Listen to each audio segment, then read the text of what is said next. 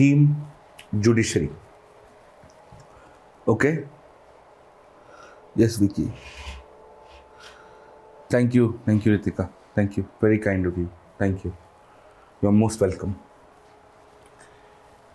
Layer 1, conceptual and factual, and therefore important for the prelims. Layer 2, analytical in nature, and therefore important for the mains. A lot of the unnecessary noise as far as judiciary must be eliminated and has to be done in an extremely careful manner. Right? Thank you. I am keeping well. Thank you, guys.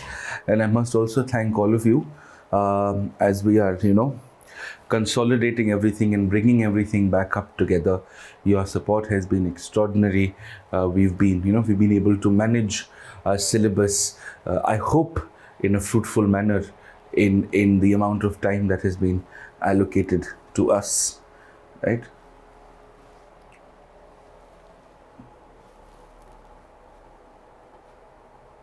Yes, Pankaj. Yes. Good evening. So, the first thing that we have to do is we have to understand an overview of the judicial system in the country, get a fair sense of how our courts placed.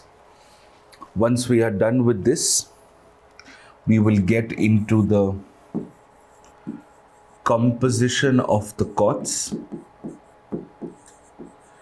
Then we will get into, and this is composition of the higher judiciary.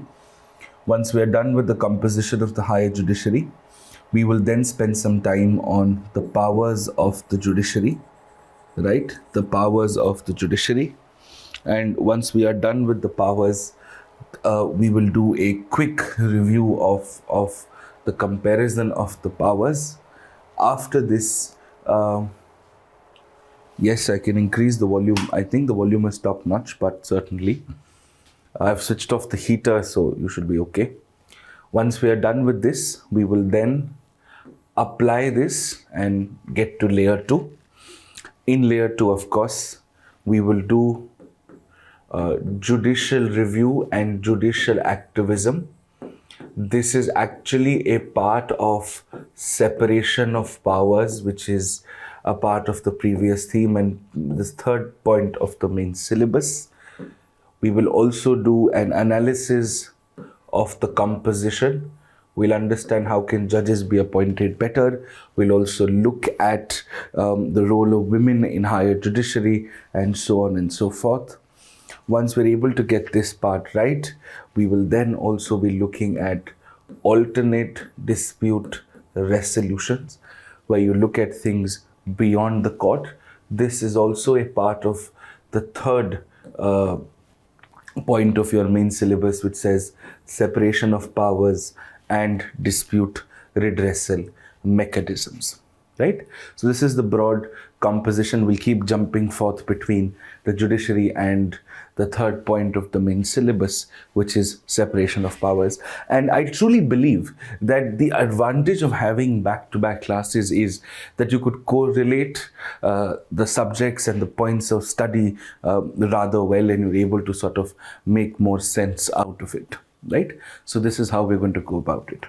So let's start with the overview of the judicial system, right? Now,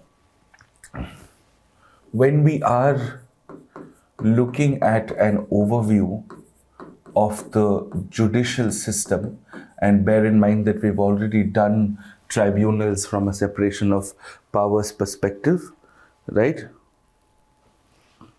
Abhishek, I do believe we are done with the yesterday's classes on the portal. We were done with the tribunal part as well, right? Yes. We'd finished the elements of separation of powers fairly well. So anyways, yeah, we were done with tribunals. Now, when we look at the judicial system, this largely comprises of our courts and, of course, the lawyers.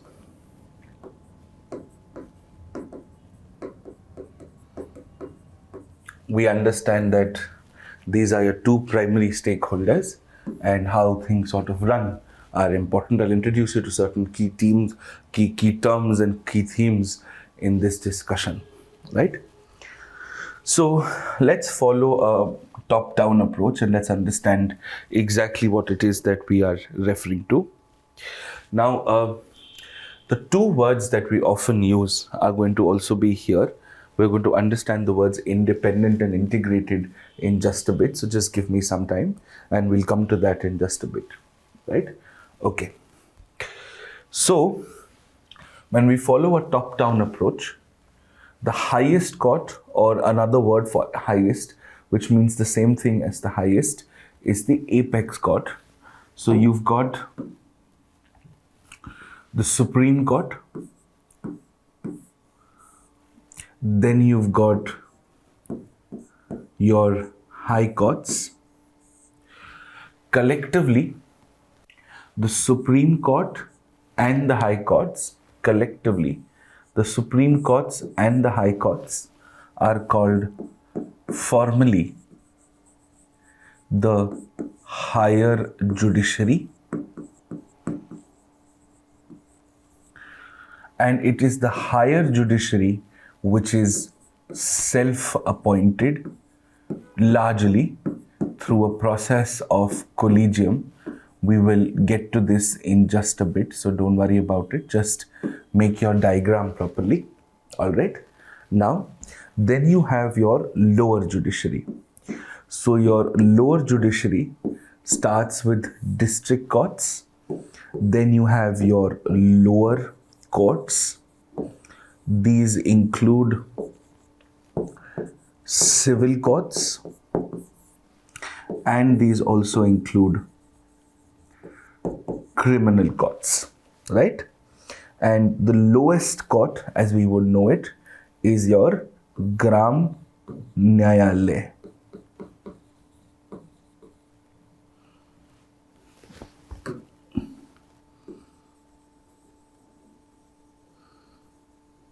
Okay, your Gram Nyayalaya.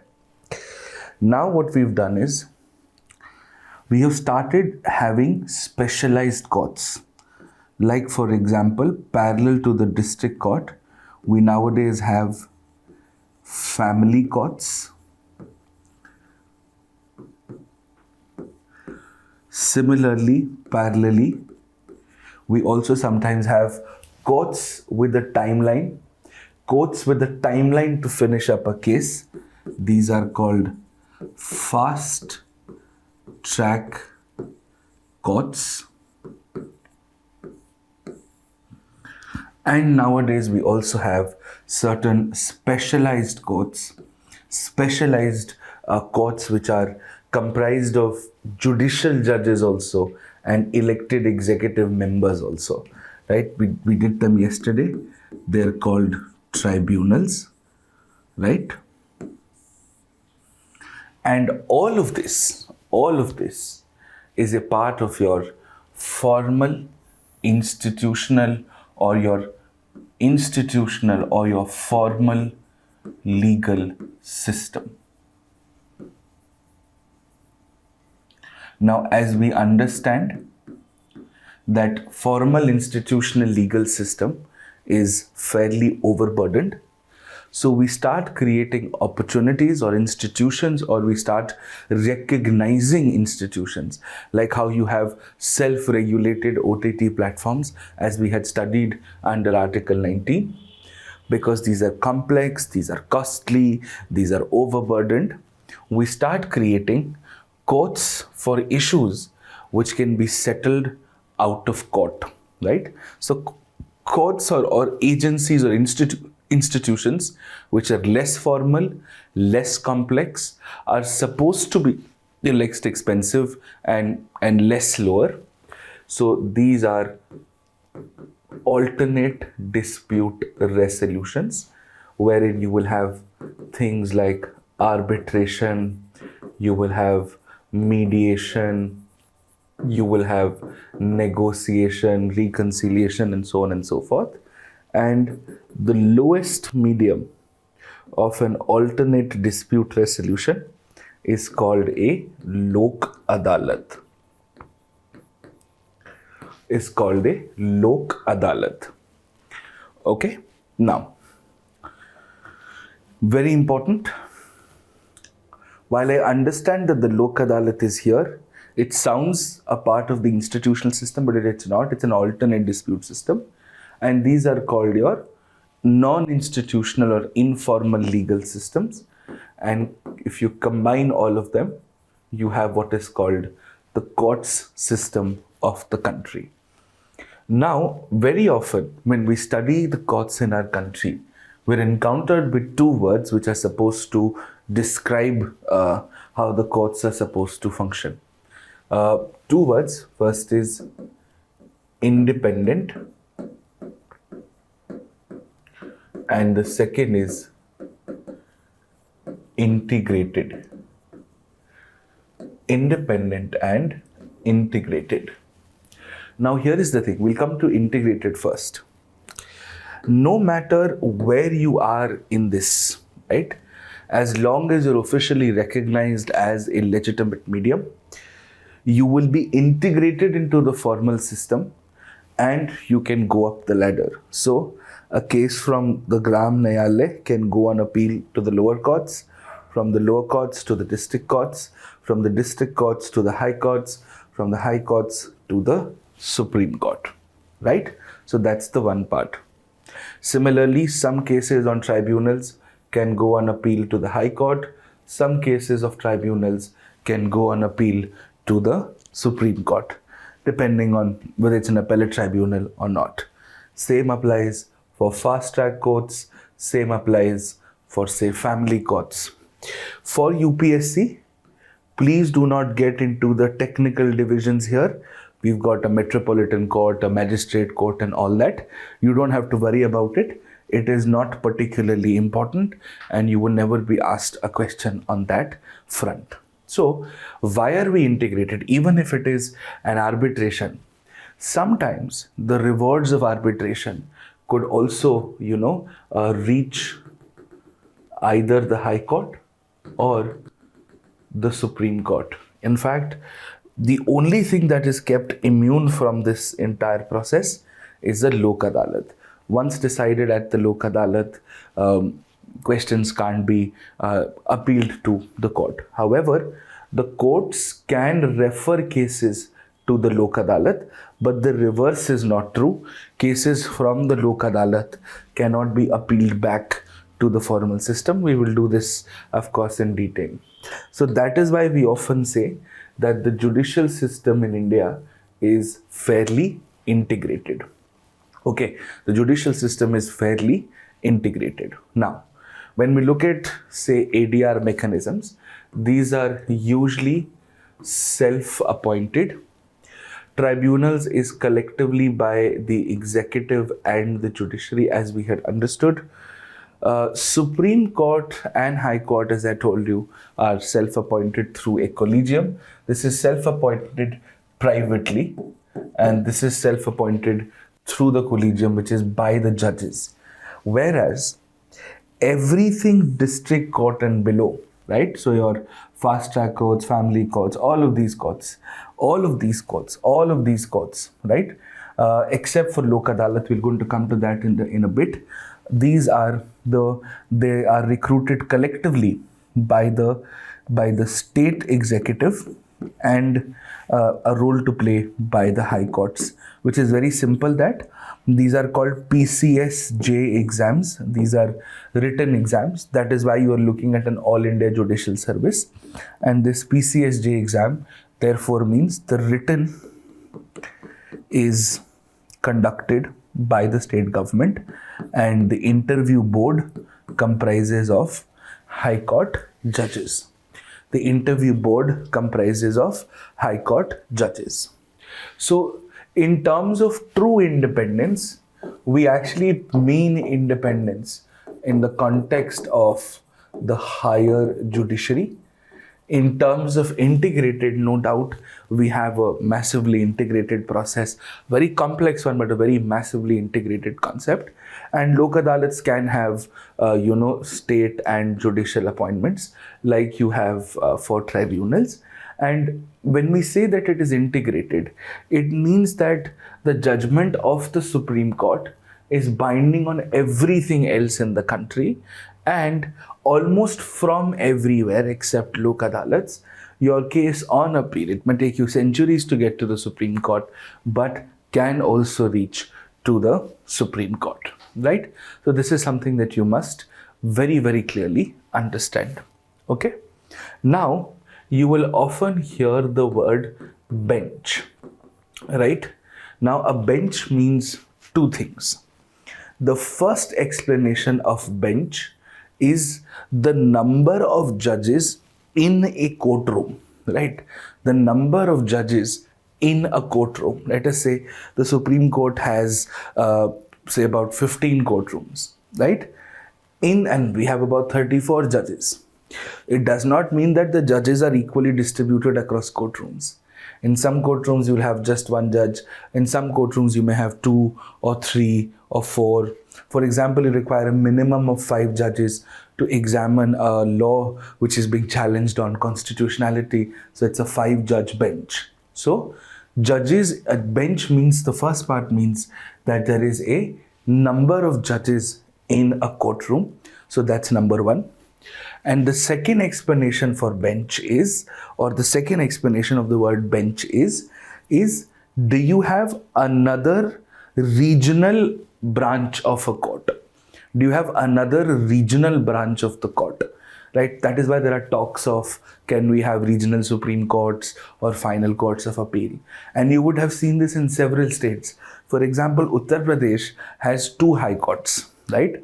The principal bench of Uttar Pradesh is the Allahabad High Court, not the Prayagraj, the Allahabad High Court, and an additional bench is the Lucknow bench. How this is also true for Bombay and Nagpur. There are several states, because of how geographically mammoth they are, and like, for example, you would often see common high courts for 2 states also sometimes. So that is why you can have 2 benches as well.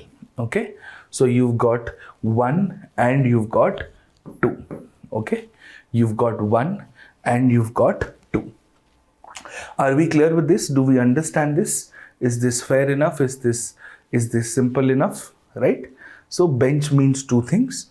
Bench is the number of judges inside a single courtroom, and 2 is, so there's an inter and an intra concept. Intra is number of judges inside a courtroom.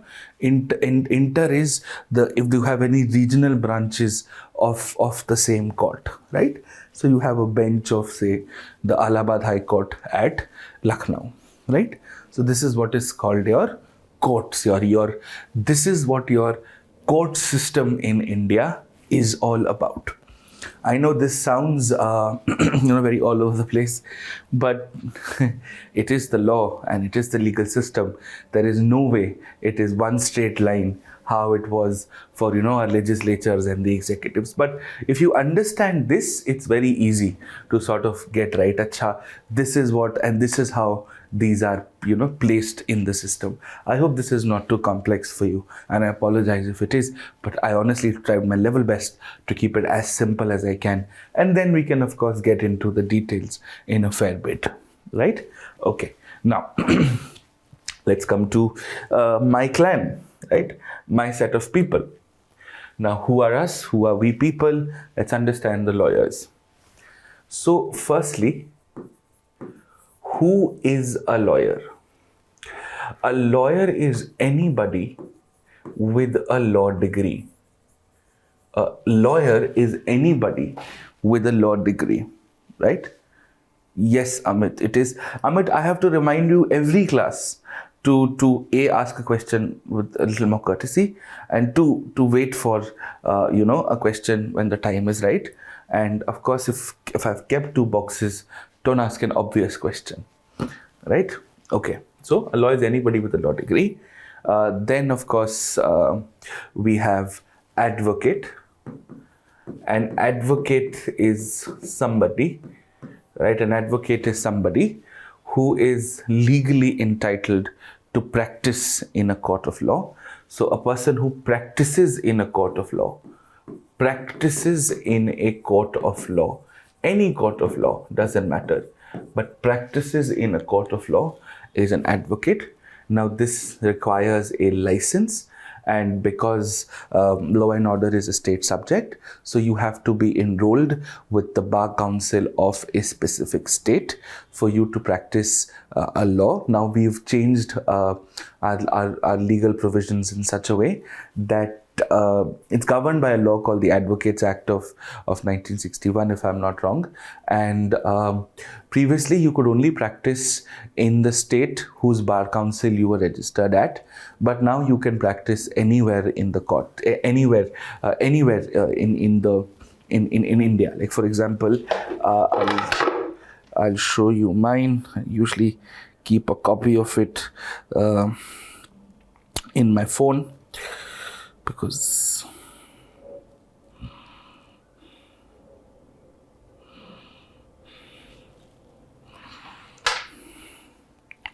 so like for example, this is what your bar council ID usually looks like. This is what your bar council ID usually looks like. And what ends up happening is it says Bar Council of Delhi. It says Bar Council of Delhi, right? Now, why are it called Bar Council of Delhi? Because I am registered with the Bar Council of Delhi. Previously, if I had a case in Lucknow, I could not argue before a court in Lucknow. I would have had to hire a co-lawyer in Lucknow to do the argumentation part of it, and so on and so forth, right? So that is the case. So that is what is called, that is what is usually called your division of state work, right? Now, so you've got advocate, who's somebody who practices law, practices in a court of law, and requires a license, and can now practice anywhere in the country, right? Now, please wait, Muskan and Avnish and all of that. Do not understand this. I said lower courts are not important. And if you remember the first classes, I told you criminal courts are also called session courts. So please behave yourselves, right? And Muskan, please be patient. This is absolutely uncalled for.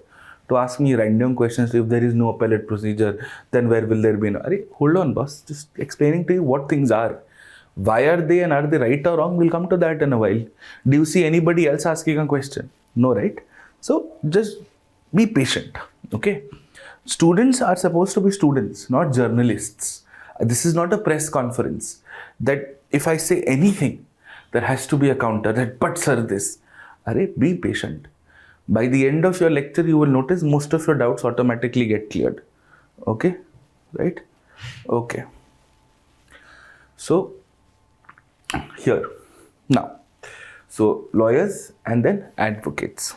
Now, you would have often heard of words such as a barrister, right? You would have often heard of words such as a barrister. Now, this is a British tradition. This is never a part of India at all. This has nothing to do with India anymore. So, barristers are British lawyers who can practice in court. Barristers are British lawyers who can practice in court.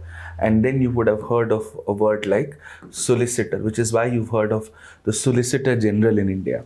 So solicitor is a British lawyer who only gives legal advice and does not practice in court, does not argue in court. So practice in court or argue in court means the same thing, right? The word advocate and attorney mean the same thing in a general way. But in constitutionalism, in the whole idea of the constitution, the Attorney General of India and the Advocate General of India. The Attorney General is the lawyer representing the central government. The Advocate General is the lawyer and a bunch of lawyers representing state governments. That's basically what it is. Clear? Now, Apart from this, you would have often heard this in the newspapers. There's something called a senior advocate. There's something called a senior advocate. Right? Now, you're usually designated a senior advocate in your respective high courts. Now, let's understand what is a senior advocate. See, we lawyers wear a gown. It's basically ceremonial in nature. Let me be very clear with this. This is basically ceremonial in nature, and वो chamber में थोड़ा जल्दी मिल जाता है, and वो priority वगैरह होता है बस. It has nothing to do with how good or bad your practice of law is, or how successful or prosperous or wealthy a lawyer you might be. That's not the case. Okay, you must understand this as clearly as I can, and as clearly as I could be. So when we look at senior advocates per se, right? When we look at senior advocates, these are basically guys who wear a different kind of a gown, and they have been designated as senior advocate by the Bar Council. See, this is like an organizational unit, right? If this was the government and this was the IAS, you would have the IAS Association, right?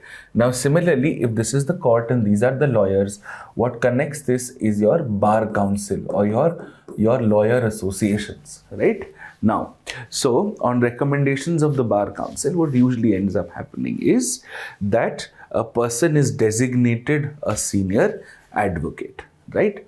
You just get preference for chamber allocation, and you are being officially certified by the court that you are an accomplished lawyer and you are a good lawyer, and the court is basically giving you a 5-star rating. That's broadly what it is. As general students, you don't have to worry about it too much. This does not mean that people who are not senior advocates don't have a 5-star rating. That's not the case. It just basically means that people have been given this as a matter of recognition. Senior advocate has nothing to do with the number of years, right? I mean, for example, Chandrachud, Justice Chandrachud is currently serving as a judge on the Supreme Court. Justice Rohinton Nariman, who also served as a judge of the Supreme Court and retired very recently. Both of them were designated senior advocates at a very young age. In fact, in their early 40s or something, if I remember carefully. So this is a person who's called an advocate on record, right? Now, there is this is what is called a senior advocate. Then there is something called an advocate on record. Now, an advocate on record is a term that we only use for a specific kind of lawyer who deals with the Supreme Court. Now, don't get too worried about it. This is very simple. See, what happens is, in a court, there is a person who has to file the case, and then there is a person who has to argue the case. Okay? There is a person who has to file a case, and there is a person who has to argue the case. In most cases, in all the lower courts, the person is the same. वो एक ही वकील है जो draft करेगा और वही जाके अपना केस आर्ग्यू करेगा, ठीक है? But because the Supreme Court is the highest court of the land, and you want to ensure that the cases that come to the Supreme Court are the cases which are tremendously important, are worth the time of the Supreme Court, require substantial interpretations of the law. Just because you can come to the appeal to the Supreme Court doesn't mean that the Supreme Court will give you, any different relief. If it is a factual case where the law has to be applied, the Supreme Court is not going to say anything different from what the lower courts have.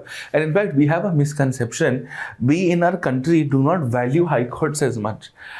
The high courts have the exact same powers, except for probably center-state disputes which the Supreme Court gets. Otherwise, the high courts and the Supreme Courts have the same powers. In fact, high courts have wider powers under 226. The High Court can do exactly what a Supreme Court can do for an ordinary individual. There is really no difference. So if you are coming to the Supreme Court, that means your case must have something ever so remarkable that you want the highest court and the judges of the highest court in the country to sit down and give you a patient hearing. That's the idealism behind it. Because Nowadays, cases keep coming left, right, and center. But that is why only a set of lawyers who have, say, 5 years of practice and have qualified a written exam which is conducted by the Supreme Court, and senior lawyers set the papers, they correct the papers also. It's a very internal process. And they clear a written exam. These are subjective exams. So you've got a paper on legal ethics, constitutional law, important judgments, Supreme Court procedure, and so on and so forth. And if you're able to do all of those things, if you're able to manage all of those things in a written format, in that scenario, then if you clear it, then you become an AOR, which basically means only AORs can file the case. The same case can be argued by anybody else. Some of the best lawyers in the country are not AORs, right? Most of the lawyers in the country are not AORs, because the whole idea behind this was that an AOR is going to be well versed with the case and will only sign or draft a case or give approval that if the AOR thought was worthy of the Supreme Court's attention. Today, AORs just charge 20,000, 30,000, 40, 50,000 rupees to just sign on a special leave petition or a writ petition so that it can be admitted to the Supreme Court. AORs are mostly nowadays not even present during Supreme Court hearings, which is why there is a huge debate about whether you need to continue this system of AORs in the first place. It is not fulfilling the reasons as to why it was set up, right? And of course, when we talk about courts and lawyers, there's also court staff, and every court recruits their own staff, has its own what are called procedures. You have registrars, you have law assistants, clerking assistants, research assistants, who usually work in a similar format, right? And I must say this with a fair degree of caution, if I may, that the people of our country and all of us have a blind faith in the judiciary, and I'm very happy that the people do. But I must also tell you that the judiciary also has its flaws, and the flaws are so dark and deep that if they come out, if it becomes privy to public information, then the belief of the people in the judiciary is going to tear apart. No doubt how there are good bureaucrats and bad bureaucrats, corrupt bureaucrats and non-corrupt bureaucrats, there are also corrupt judges and non-corrupt judges. There are also fixable judges and non-fixable judges, from the lowest courts to the highest courts in the country. And this is just the case, and this is how the reality is, which is why a lot of lawyers nowadays, and I deeply regret saying this, but a lot of lawyers today have also become power brokers. It's also a stepping stone to a career in politics. They also become fixers, right?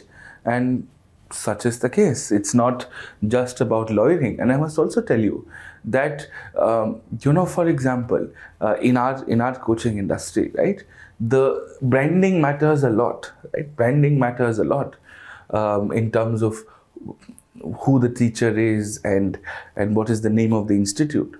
That does not mean the smaller institutes that have come up, especially in the last 4-5 years. I think they're doing an extraordinary job. They have younger people who understand the exam better.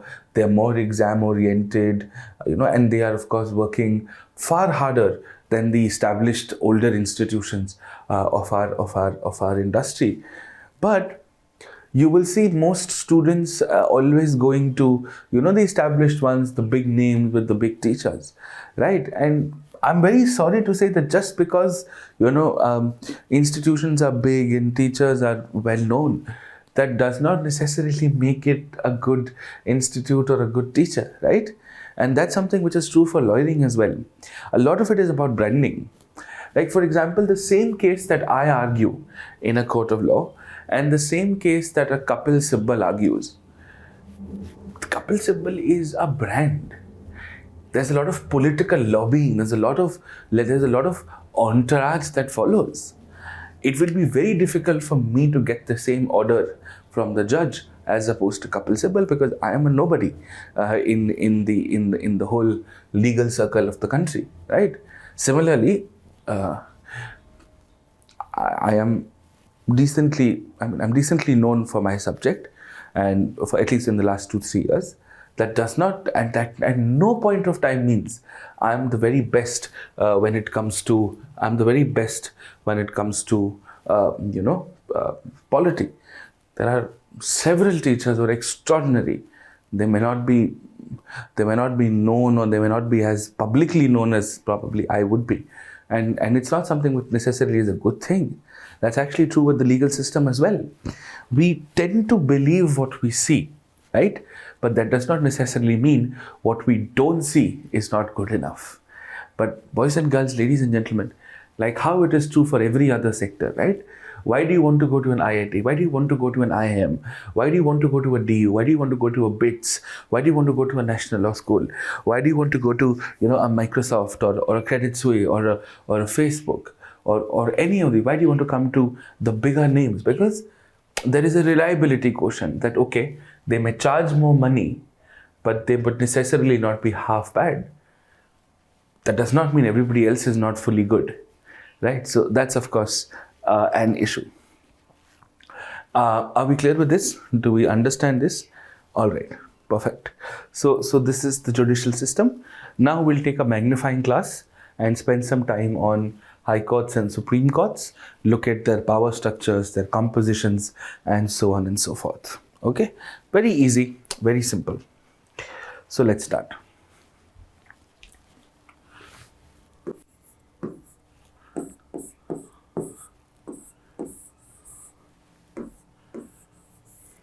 Okay, so the first thing we must understand is the composition features, right?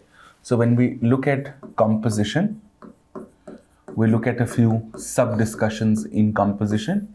So the first is, who is formally appointing Supreme Court judges, right? So formally, who is appointing the judges?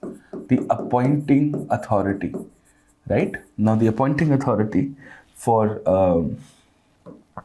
Supreme Court judges and High Court judges is both the president. For lower judiciary is the governor, right? So lower judiciary is the governor, and for Supreme Court and High Court judges is, of course, the president, because we're independent, integrated, and also a reflection of center stronger than the states.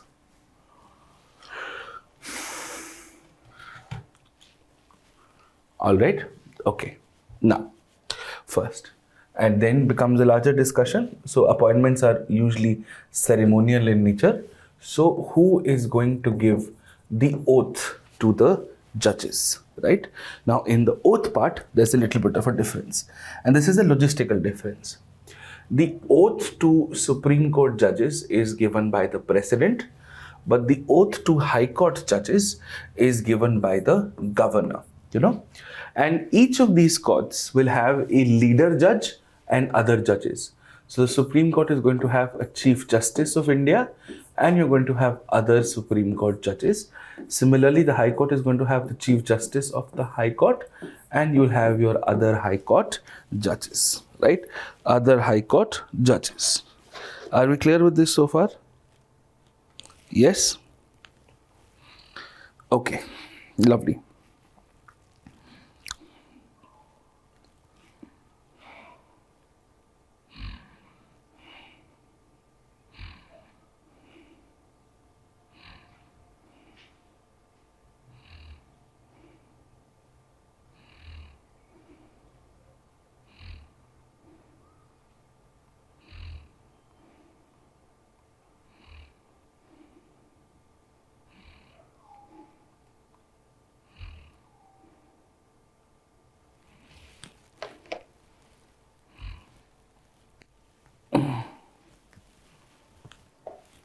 Okay.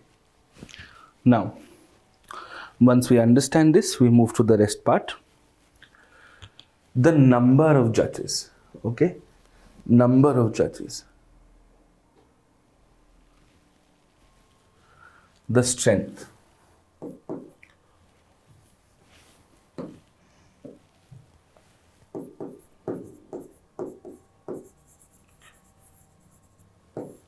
The number of judges of the Supreme Court the strength is determined by the parliament. The strength is determined by the parliament, whereas the strength of the High Court judges is determined by the president. Okay, is determined by the president. Okay, the strength. Now, location or seat. Location or seat. The Supreme Court is based out of New Delhi. It does not necessarily mean that it should be only based out of New Delhi. That is an important point to consider. And of course, you can have a single High Court for multiple states, state 1, state 2, or in fact state and union territory as well. That's not a problem at all. Okay. Now, this is very interesting. Though the Constitution says there should be a Supreme Court, it's in Delhi, but it does not mean it should necessarily and always be in Delhi. In fact, there have been several recommendations given the truckload of pendency that how about this? We create 4 regional Supreme Courts. Supreme Court East, Supreme Court West, Supreme Court South, Supreme Court North. Okay, East, West, North and South. These courts are going to be your final courts of appeal for all the high courts of the East, the high courts of the South, West and North respectively. Center we will adjust in the North or somewhere. And in Delhi, in addition to the Supreme Court, which is supposed to be a final court, let us actually have a Constitutional Court of India. Now this court is supposed to, if it has, this is just a proposal, if this happens, then it will be a dedicated court only for looking into laws which are challenged upon constitutionality. Okay, laws which are challenged upon constitutionality. Clear on this? Understood? Okay. Just a regional benches reform that has been recommended and nothing more. We'll come to these reforms again and again. Then, of course, you have your qualifications. Then you, of course, have your qualifications. You will notice that the qualifications here are fairly similar, and of course, there will be some amount of overlap and a reasoning behind those overlaps. Okay, so when you look at the qualifications, what is it that we refer to? This is what we refer to. In both cases, you've got to be a citizen. There is no minimum age to become a Supreme Court or a High Court judge, not at all. Okay, and the qualification for a Supreme Court judge is you should have either been a High Court judge for 5 years or a lawyer practicing at the High Court for 10 years. Okay, or you should be a distinguished jurist in the opinion of the president. No appointment has ever been made on this ground. Jurist is somebody with great knowledge of the law. Lakshmikant is not a jurist, by the way. Okay, clear? Understood this? Okay, these are your 3 basic considerations. Now, as far as High Court judges are concerned, you've got to be a citizen, or you've got to be a High Court lawyer for 10 years, and you see this is completely similar, or you would have held any lower judicial office, lower judge or a magisterial judge or whatever for about 10 years, and that is it. You do not have any distinguished jurist sort of a mechanism here. Now let's understand the commonalities and why this is the case. See, why do we say that the same qualification of a High Court lawyer for 10 years can make you a Supreme Court or a High Court judge? Isn't it unfair? That as if you're a High Court lawyer for 10 years, with the same qualification, you can either become a Supreme Court judge or you can become a High Court judge, right? Either a Supreme Court judge or a High Court judge. Now let's understand why that. And Nishant, why are you laughing? What is so funny? Let's understand what is the case here. The case here is Acha Lakshmikant. Okay. Right. Now let's understand why the case is. I told you the Supreme Court and the High Court almost have equal powers.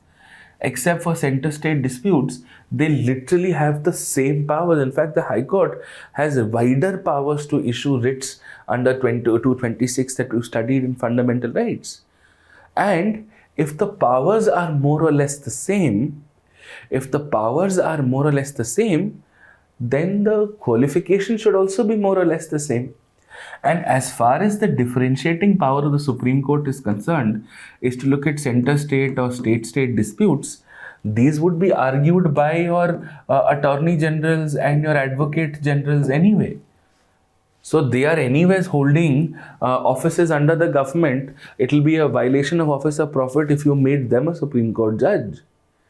So you have to have the same kind of qualifications because the powers of the court are more or less similar. Okay, this is why. And second is, why do you keep this provision of a distinguished jurist? Is because when you reach the Supreme Court, a Supreme Court is not just there to apply the law, but to also evolve the law, to give interpretations to the law. Now, interpretations to the law would require an academic discourse into the law, right?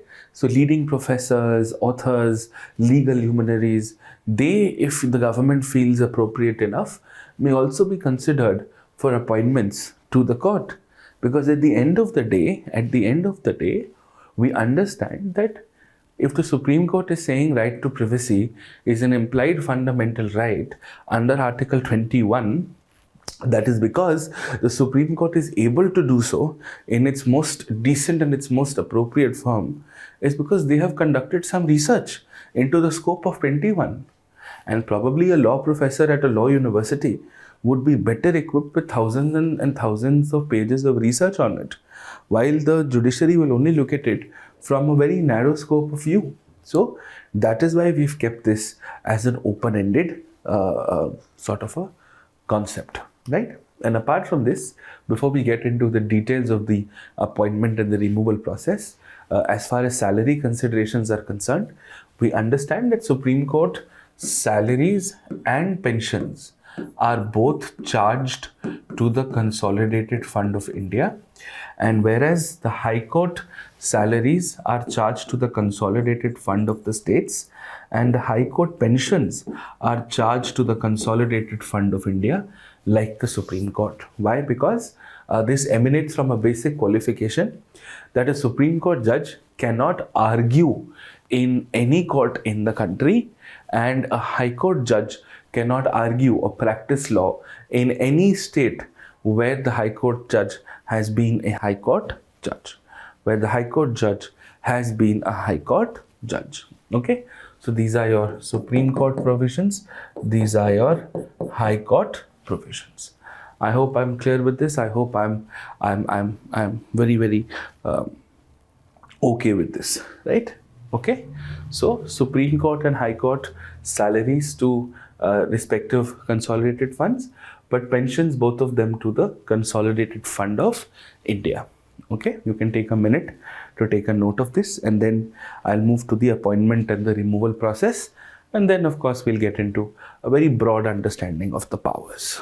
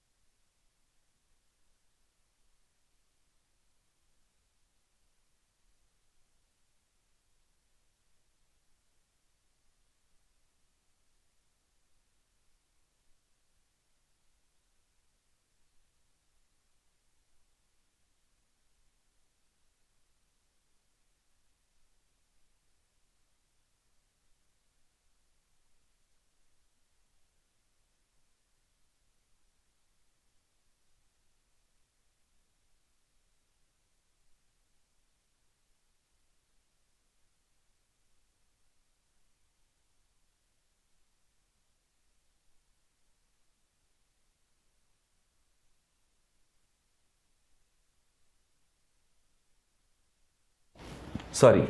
Yes. Sorry. It's okay. It's okay.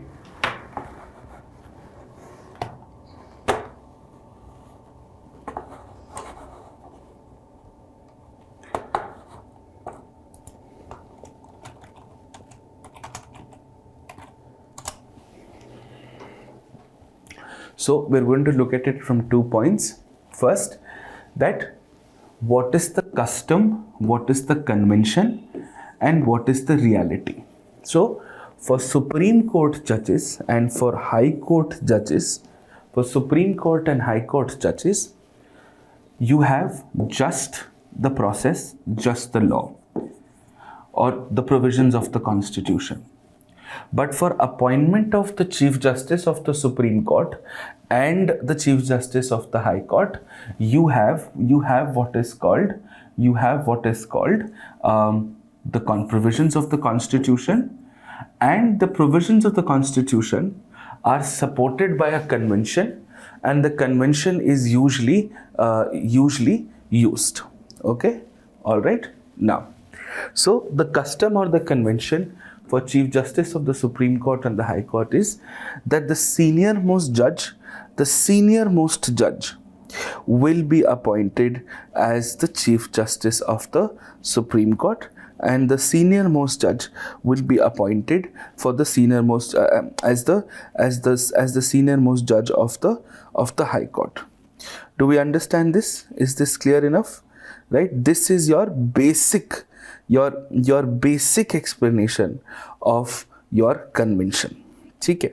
Now, the law is the President must consult Supreme Court judges to appoint the Chief Justice of the Supreme Court, and here the President must consult again the Supreme Court judges to appoint the Chief Justice of that specific High Court.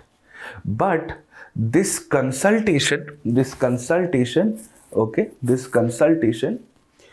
is in a way that the senior most judge without fail of the Supreme Court and the senior most judge of the High Court will be made the Chief Justice. This seniority, and what is seniority, can be determined by the Parliament through a law, and we do have the Appointments Act in that case. But the basic principle is the number of judges, the number of years as a judge, then the number of years as a lawyer, and the number of years when you graduated out of law school, and then your age. So this is your seniority criteria. Nobody really asks it in the exam, but just in case you would want to know what the seniority criteria is about. Okay, so that is something that we have to be careful about. ठीक है, तो मतलब बहुत simple method है, बहुत simple basic ecosystem है कि कानून कहता है कि प्रेसिडेंट को सुप्रीम कोर्ट के जजेस से पूछ के chief justice of India appoint करना चाहिए. अब वो जो रेकमेंड करेंगे वो सीनियर मोस्ट जज ही होगा, ये तो तय है, ये कहीं लिखा नहीं है लेकिन ये तय है. This is not written anywhere.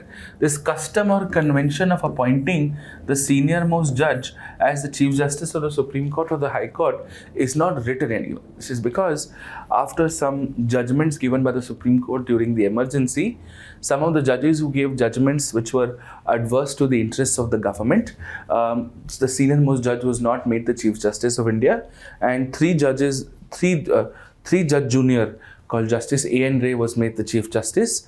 This was considered as a blatant violation of the principles, and therefore what ended up happening was that the Chief Justice ever since the Chief Justice of India and the Chief Justice of the respective high courts will often be considered as the senior most judges. ठीक है, बहुत basic, बहुत simple explanation है. ठीक है. Now comes the tough part, which is the collegium process. ठीक है. This is again done through a law, through a constitutional provision called collegium. Now let's get it very simple. What is a collegium process? A collegium process is that a bunch of Supreme Court judges will sit together and give a final name for a Supreme Court judge. It'll be a common name. They'll all arrive at a common name, a final recommendation to the president. Now the president has and this president will of course work on the advice of Council of Ministers. The president can return the recommendation also, and then they can send the same recommendation back. There is no law that says what will the president do if the same recommendation is back and all of that. Okay, but this is how it works. Similarly, you've got a bunch of Supreme Court judges who will again decide which person should be made a High Court judge. These guys will also decide who will be transferred from one High Court to the other, right? Will make a final recommendation to the president. The president will be advised by the Council of Ministers. The only difference here is that in this case, the president can also consult the Chief Justice of the High Court and the governor of the state if the need might be. Okay, the president can also consult the Chief Justice of the said High Court and the governor. ये originally हमने सोचा था हम करेंगे, but फिर over a period of time ये governor वाला point हटा दिया गया, and we only have, because when the president is there you don't need to consult the governor because of political interference हो जाता, and now only the Chief Justice of the concerned High Court is consulted if and only if you need to. ठीक है, clear on this? Okay, अब वो बोलेंगे कि नहीं करना है, सो वो भी बाइंडिंग नहीं है, ये कुछ भी बाइंडिंग नहीं है, बट बेसिक प्रिंसिपल ये है that all of this runs on a recommendation basis. ठीक है, the basic difference here is, यहाँ in this case in the appointment of the supreme Court जजेस you have Chief justice of India plus 4 Supreme Court, senior Supreme Court judges. Okay, all right. And here you have Chief Justice of India and 2 Supreme Court judges. बस इतना ही फर्क है. 5 लोग supreme court के जज को appoint करेंगे, 3 लोग हाई कोर्ट के जज को अपॉइंट करेंगे. जो सीनियर मोस्ट जज होगा वो वैसे भी आपका चीफ जस्टिस बनेगा ऑफ द एग्जिस्टिंग कोर्ट. ठीक है, क्लियर ऑन दिस? बस this is your appointment process. But if you see the very interesting implications here, implications are that it is the Supreme Court who's appointing not only itself but also High Court judges, and most of this process, in very rare cases will the recommendation be returned back. This is a self-appointed process of the judiciary, a self-appointed process of the judiciary. बस इतना आसान है ये, और कुछ नहीं है. The law, which is the constitution, provides for a collegium. A collegium is nothing but a kitty party of the judges. Okay, a collegium is nothing but a kitty party of the judges. Okay, understood?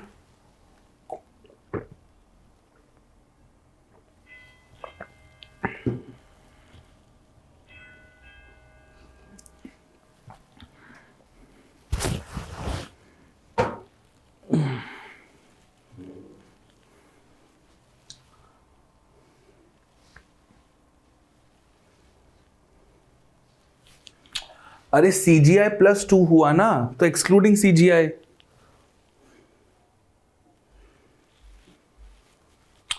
CGI +2 तो total 3 हुए, CGI +4 तो total 5 हुए.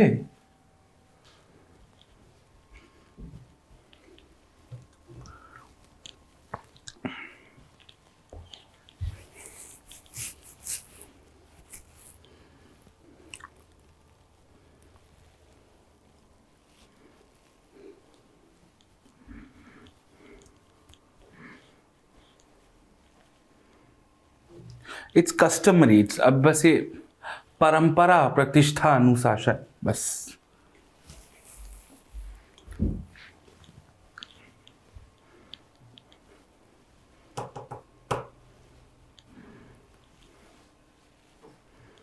Okay, now this they tried to briefly change. ये हो चुका है, इस पर सवाल आ चुका है, अब कोई ज़्यादा पूछेगा नहीं, but let's see what this is. Through the 99th constitutional amendment, the government wanted to set up a body called the National Judicial Appointments Commission, which will provide for promotion of High Court judges to Supreme Court judges and transfer of High Court judges from one to the other, and also appointment of Supreme Court and High Court judges, which is the extension of promotion. Basically Supreme Court, High Court judges का promotion, transfer, appointment. ठीक है, understood this? Yes, all right.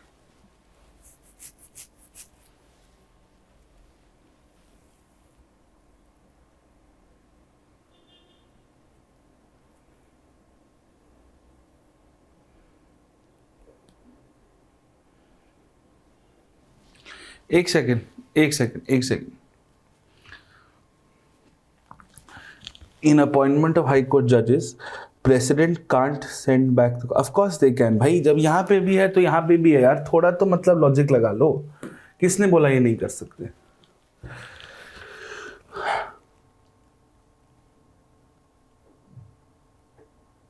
Can return, अपने से कोई नाम नहीं दे सकता, they can return the recommendation.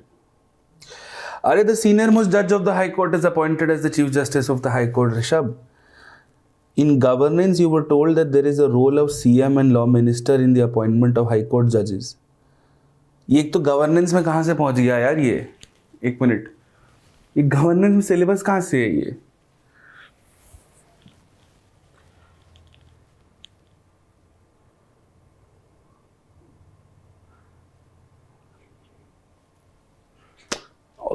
कि there is a role of CM and law minister.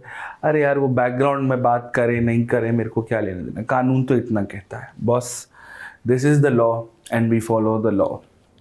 ऐसे तो असलियत में अगर हम जाने लग गए कि अपॉइंटमेंट्स कैसे होते हैं और लॉबिंग कैसे होती है, वो एग्जाम में तो नहीं लिख सकते ना, कॉन्स्पिरेसी थ्योरी नहीं करते बेटा, तो उसको रहने देते हैं.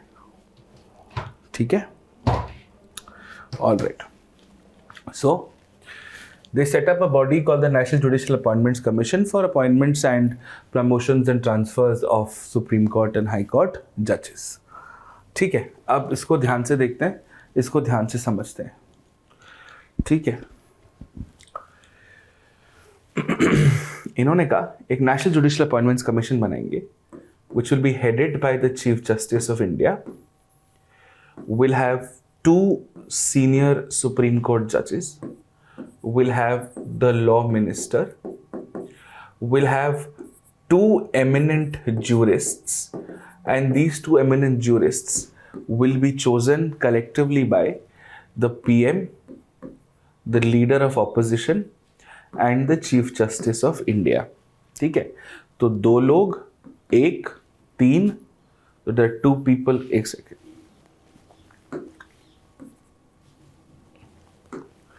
so 2, 1, 2 and 1. So you've got 2 and 2, 4 and 2, 6 people. Out of the 6 people, at least 3 are directly representatives of the judiciary. The law minister is a representative of the executive, and these 2 would be collectively representatives of the L, the E, the L, the E and the J. A problem इसमें ये था that even if any 2 people out of these 6 say no to a recommendation कि यार इसको जज नहीं बनाएंगे, तो फिर वो this is a double veto. Minimum 2 say no, then it's a twice veto. इसका मतलब फिर वो नहीं जाएगा. The recommendation will be discontinued, would be flattened out. ठीक है, चेतराम पढ़ लो, है ना. बॉडीज अभी पढ़ाया नहीं है, तो जब पढ़ाएंगे तब थीम्स डाल देंगे. जितना करा रहे हैं वो कर लो बेटा, तुम्हारी वैसे भी आदत खराब है थोड़ी सी, इधर उधर के सवाल ज़्यादा पूछते हो. इतना कर लो, इतना आता है तुमको तो फिर क्लास में मत बैठो, है ना. आप वही हो ना बेटा जो मुझे कहते हो कि सर आप why don't you shave and all and come to class. I will always remember your dialogue Chetram. Anyways, तो ये है. Are we clear on this? Do we understand this? अब इससे क्या हुआ that if there are at least 2 people out of 6, if there are at least 2 people out of 6 who say no to a recommendation, then the recommendation falls flat, it does not go through. आप फिर president को ये present नहीं करोगे. अब ये 2 लोग अगर एक लॉ मिनिस्टर हो गया and if one of the jurists sides with the PM or the LOP, उनका आदमी निकल गया, so then the legislature and the executive in one way can override the judiciary, and this violates independence of judiciary, which was struck down as and on the basis of independence of judiciary, ठीक है, by the Supreme Court, because independence of judiciary is basic structure. और ये पूरा का पूरा amendment हटा दिया, right. बहुत ड्रामा हुआ था उस बार. मेंस में एग्जाम भी, इसमें मेंस में ऑलरेडी क्वेश्चन आ भी चुका है, so don't worry about it. अब हम इसके आगे बढ़ गए हैं, that the courts have said that we will publish our collegium meetings online, the outcomes of it, the methods through which we continue all of those things. तो वो बात की बात है, ठीक है. So this is your basic process of appointments: Chief Justice, Supreme Court, High Court, Supreme Court judges, High Court judges. ठीक है, clear on this? Okay, चलिए. Anyways, now let's look at removal. See, the removal process is of course an application of rule number 4, which is checks and balances, wherein the legislature is going to be responsible, and it is the parliament who will have powers to remove Supreme Court and High Court judges, and the process for removing Supreme Court and High Court judges is exactly the same, and the Constitution of course provides for the basic mechanism, and it also is supported by a law called the Judges Inquiry Act. Okay, 1968 Judges Inquiry Act. ठीक है, तो एक बार process देख लेते हैं क्या है. बहुत सिंपल प्रोसेस है, लेट्स अंडरस्टैंड दिस. ठीक है, सबसे पहले the removal order is issued by the president. ये बहुत इंपॉर्टेंट है. पार्लियामेंट के बाद वो रिमूवल ऑर्डर पे साइन प्रेसिडेंट ही करेगा, और कंपल्सरीली करना पड़ेगा because bound by the advice of council of ministers, और बिना लोकसभा की मेजॉरिटी के वो वैसे भी पास नहीं होगा. सो बाय द प्रेसिडेंट सबसे पहला. ठीक है. Second this removal order can only happen after both the houses, the Lok Sabha and the Rajya Sabha, separately, not together, separately have passed the motion for removal through special majority 2, which is more than 2/3 of present and voting in such a way that it is more than half of the total strength. Okay, तो ये अब इस process को पहुंचने के लिए, because you are removing the supreme court और the high court जज, what are your basic grounds? There are 2 grounds, 2 reasons की वजह से निकाल सकते हैं. फर्स्ट, प्रूव्ड मिसबिहेवियर और इनकैपेसिटी. प्रूव्ड मिसबिहेवियर और incapacity. These 3 things are clearly mentioned in the Constitution. ठीक है. अब क्या होगा? Now, because this is you're removing a judge, this is at least a quasi-judicial process, principles of natural justice, बिना meeting के, बिना committee के कुछ नहीं कर सकते. So, the Judges Inquiry Act has certain additional procedures that have to be followed for this process to begin. The Judges Inquiry Act provides for certain basic procedures that have to be followed for this process to begin. ठीक है. पहला तो क्या होगा? This process of impeachment can either start from the Lok Sabha or the Rajya Sabha, and at least 100 members of the Lok Sabha or 50 members of the Rajya Sabha would ask for the House to consider it. एक proposal की sir ये तो बनता ही है, अब नहीं तो अकेले एक इंडिपेंडेंट एमपी का आगे खड़ा हो गया कि वो जज को निकालो, वो जज मेरा केस में गलत जवाब दिया है. ऐसा नहीं हो सकता. There has to be a substantive reason as to why you want to do this, and that's why you need a collective number of MPs across the board. Elected, nominated कोई फर्क नहीं पड़ता. तो जब मिनिमम, या अगर लोकसभा से शुरू कर रहे हो तो 100 लोगों का इनिशियल सपोर्ट चाहिए कि हाँ we should consider the removal of the जज. If you are starting from the Rajya Sabha then you require at least the consent of 50 MPs to start the process. That is how the process will begin, and then a committee would be formed. Okay, then a committee would be formed. This is not a parliamentary committee. This committee would be formed. Okay, now this committee will have 3 members. First the Chief Justice of the Supreme Court or a Supreme Court judge. So either CGI or supreme Court जज, because अगर CGI के ही खिलाफ है तो फिर supreme Court जज को बिठाएंगे, right. Second is from the high Court, so you will have the chief justice of any High Court. ये नहीं लिखा है कौन सा High Court, Chief justice of any High Court. And third, a distinguished jurist.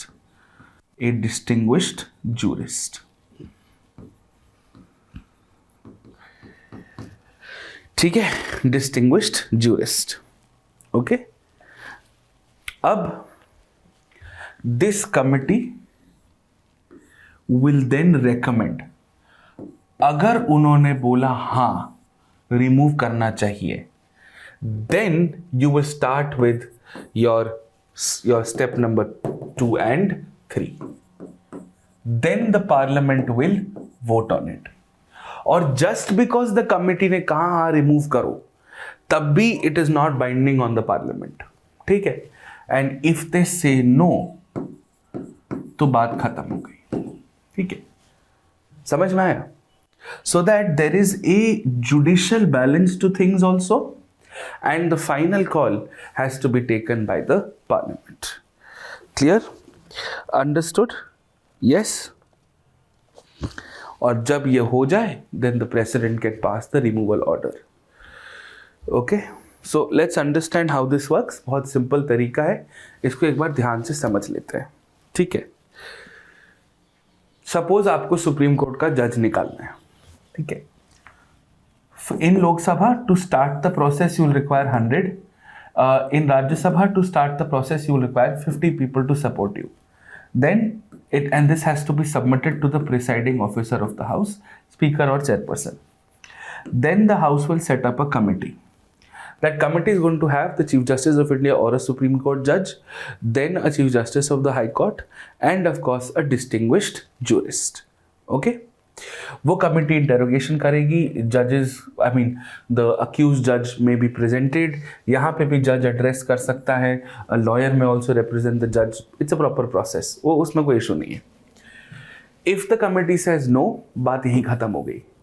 If the committee says yes, and the grounds that the committee has to consider are proved misbehavior and incapacity. Incapacity could be anything, could be financial, could be mental, doesn't matter. It's not clearly mentioned, right? So could be anything, but if the committee finds the judge guilty, then both the houses will separately sit, one after the other, wherever it started, pass it through special majority. Once it's been passed by both the houses, it will be sent to the president, and the president will issue the removal order. See, because it's such a high majority, you cannot pass it in the Lok Sabha without the support of the majority party, which is why you would require the support of the government. So the government will never say no, will never stop the president from doing so. ठीक है? Correct? Yes? हाँ दिवाज.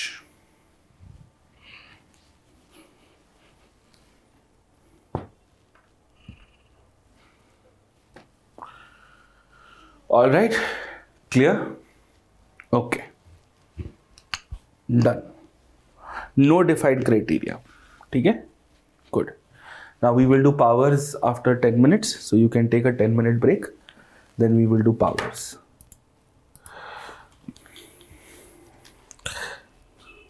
Actually take a 5 minutes break only. हम 10 minutes break थोड़ी देर में लेंगे.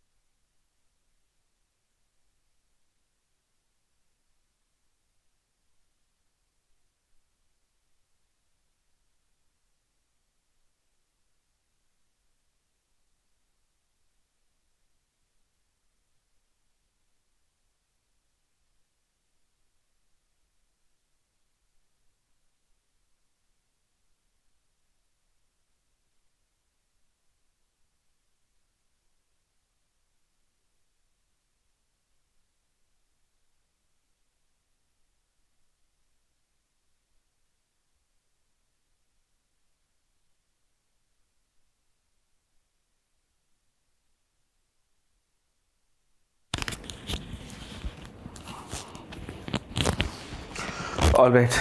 Uh, yes, in the history of this country, not a single judge has ever been removed by the parliament. Shashank, the salaries of Supreme Court judges are to the CFI, and the pensions of Supreme Court judges are to the CFI, and the pensions of High Court judges are to the CFI. But the salaries of High Court judges are to the CFIs because they work at the High Court, which is the highest judicial organ of the judiciary. For High Court judges, Abhishek Sinha. Yes, Nimra, absolutely. NJAC would require special majority 3 because it is very clearly mentioned in Article 368 if you're changing the process of appointment or removal of High Court judges, then it is an amendment to the Constitution under 368 with state ratification. That is how NJAC was passed. Okay? Now, let's come to the powers and then we'll move to the rest of our discussions. So, the powers of Supreme Court and High Court. Please understand a lot of it is to be left out because it's too technical for your exam. So all you need to know are the following sets of powers. We all understand the word jurisdiction means that the power or the capacity of the court to hear a specific matter, right? Now, you've got something called an original jurisdiction. Then there is something called an appellate jurisdiction. Then you have something called advisory jurisdiction. And of course, you have extraordinary jurisdiction, which of course includes writs as well. Now, writs is something that we are already fairly familiar with. Original jurisdiction means you can directly reach the court in this specific circumstance. You can directly file a case in this court. So as far as the Supreme Court is concerned, your original jurisdiction is a dispute between the center and the states, 2 or more states, and say state 1 plus state 2 versus state 3, state 4, state 1 versus state 2, center versus state. It is fine. The interesting issue is with union territories. If there is a union territory without a legislature, there is no question of original jurisdiction because there is the union territory without a legislature does not have independent powers of its own. And as far as a union territory with legislature is concerned, in some cases to the High Court, in some cases to the Supreme Court, the case usually ends up at. As far as the High Court is concerned, you don't have to memorize the original jurisdiction, but I'll give you a few examples. Like in the case of elections.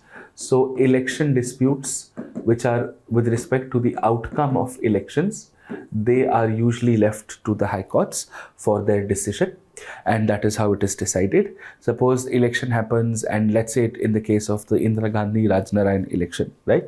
So Raj Narayan had filed a petition in the High Court of Allahabad questioning what is called the way Indira Gandhi won the election. It accused her of using government machinery for campaigning, which is prohibited under electoral laws such as the Representation of Peoples Act.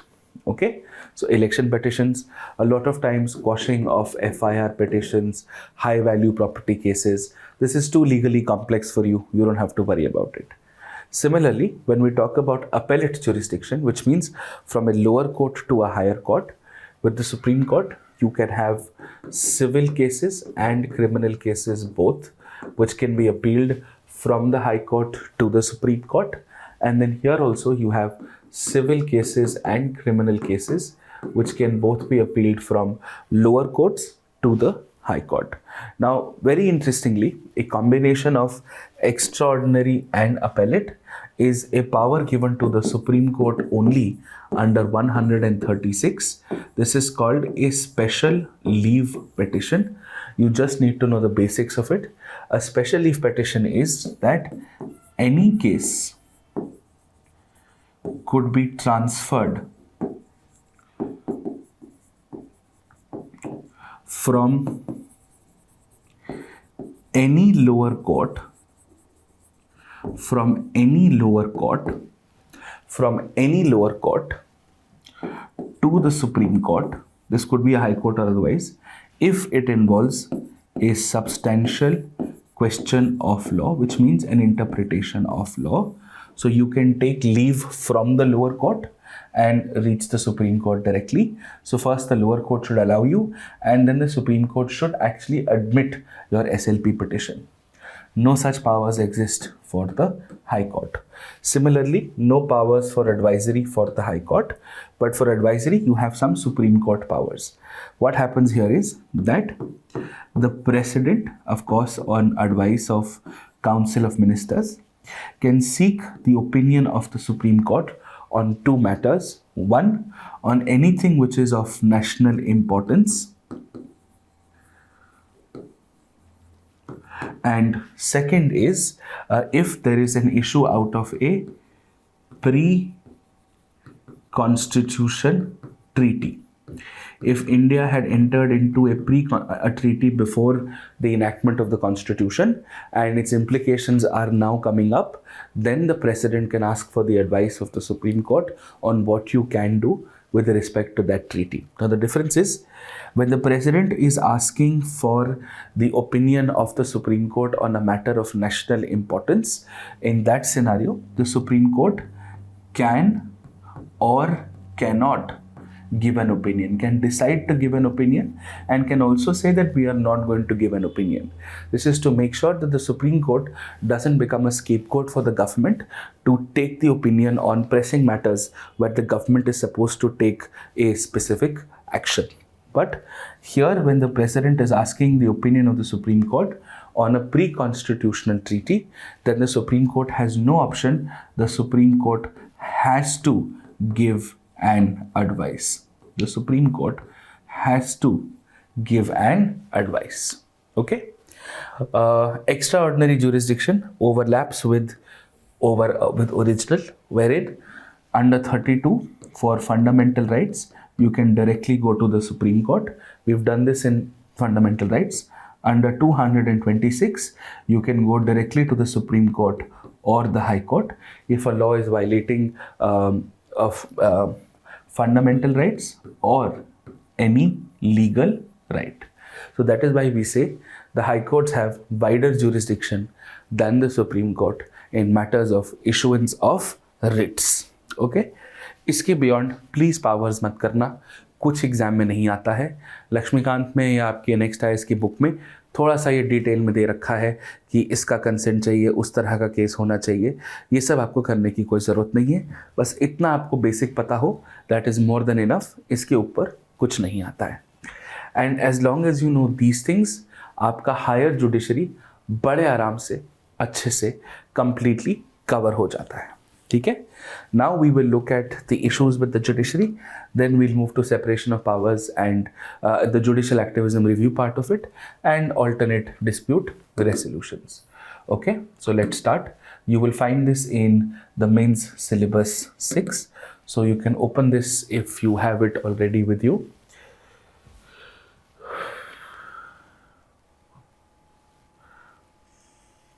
So functioning of the executive and the judiciary. चलिए.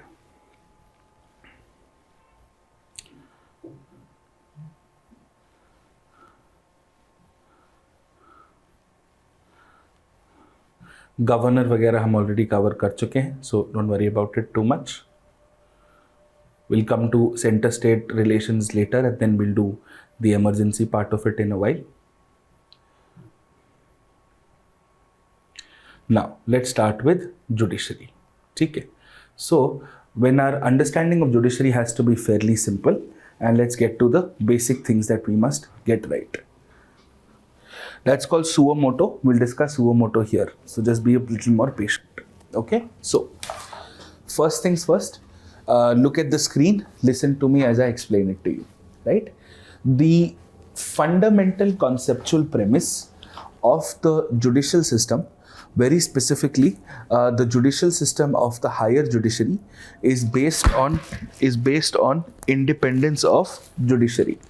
Now, independence of judiciary is something which is a component from separation of powers.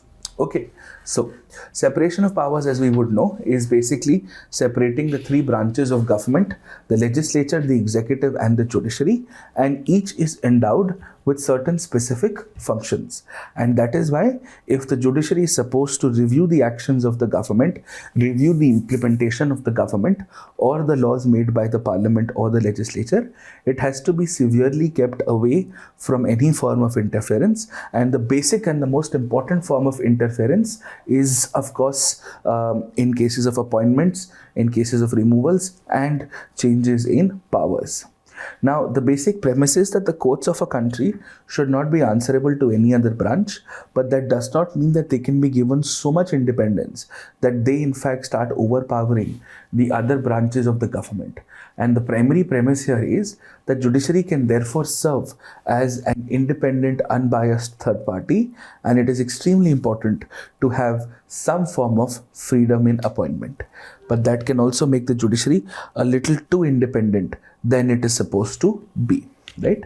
However, there are specific instances where the independence of judiciary has been violated or has been affected.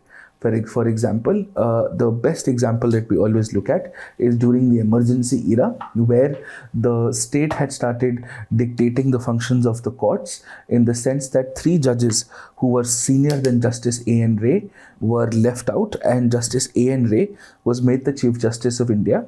Justice A.N. Ray was also one of the judges who had given a judgment against the basic structure case, because the basic structure Kesananda Bharti case had 13 judges, 7 of whom had supported the basic structure argument, and about 6 of them had not.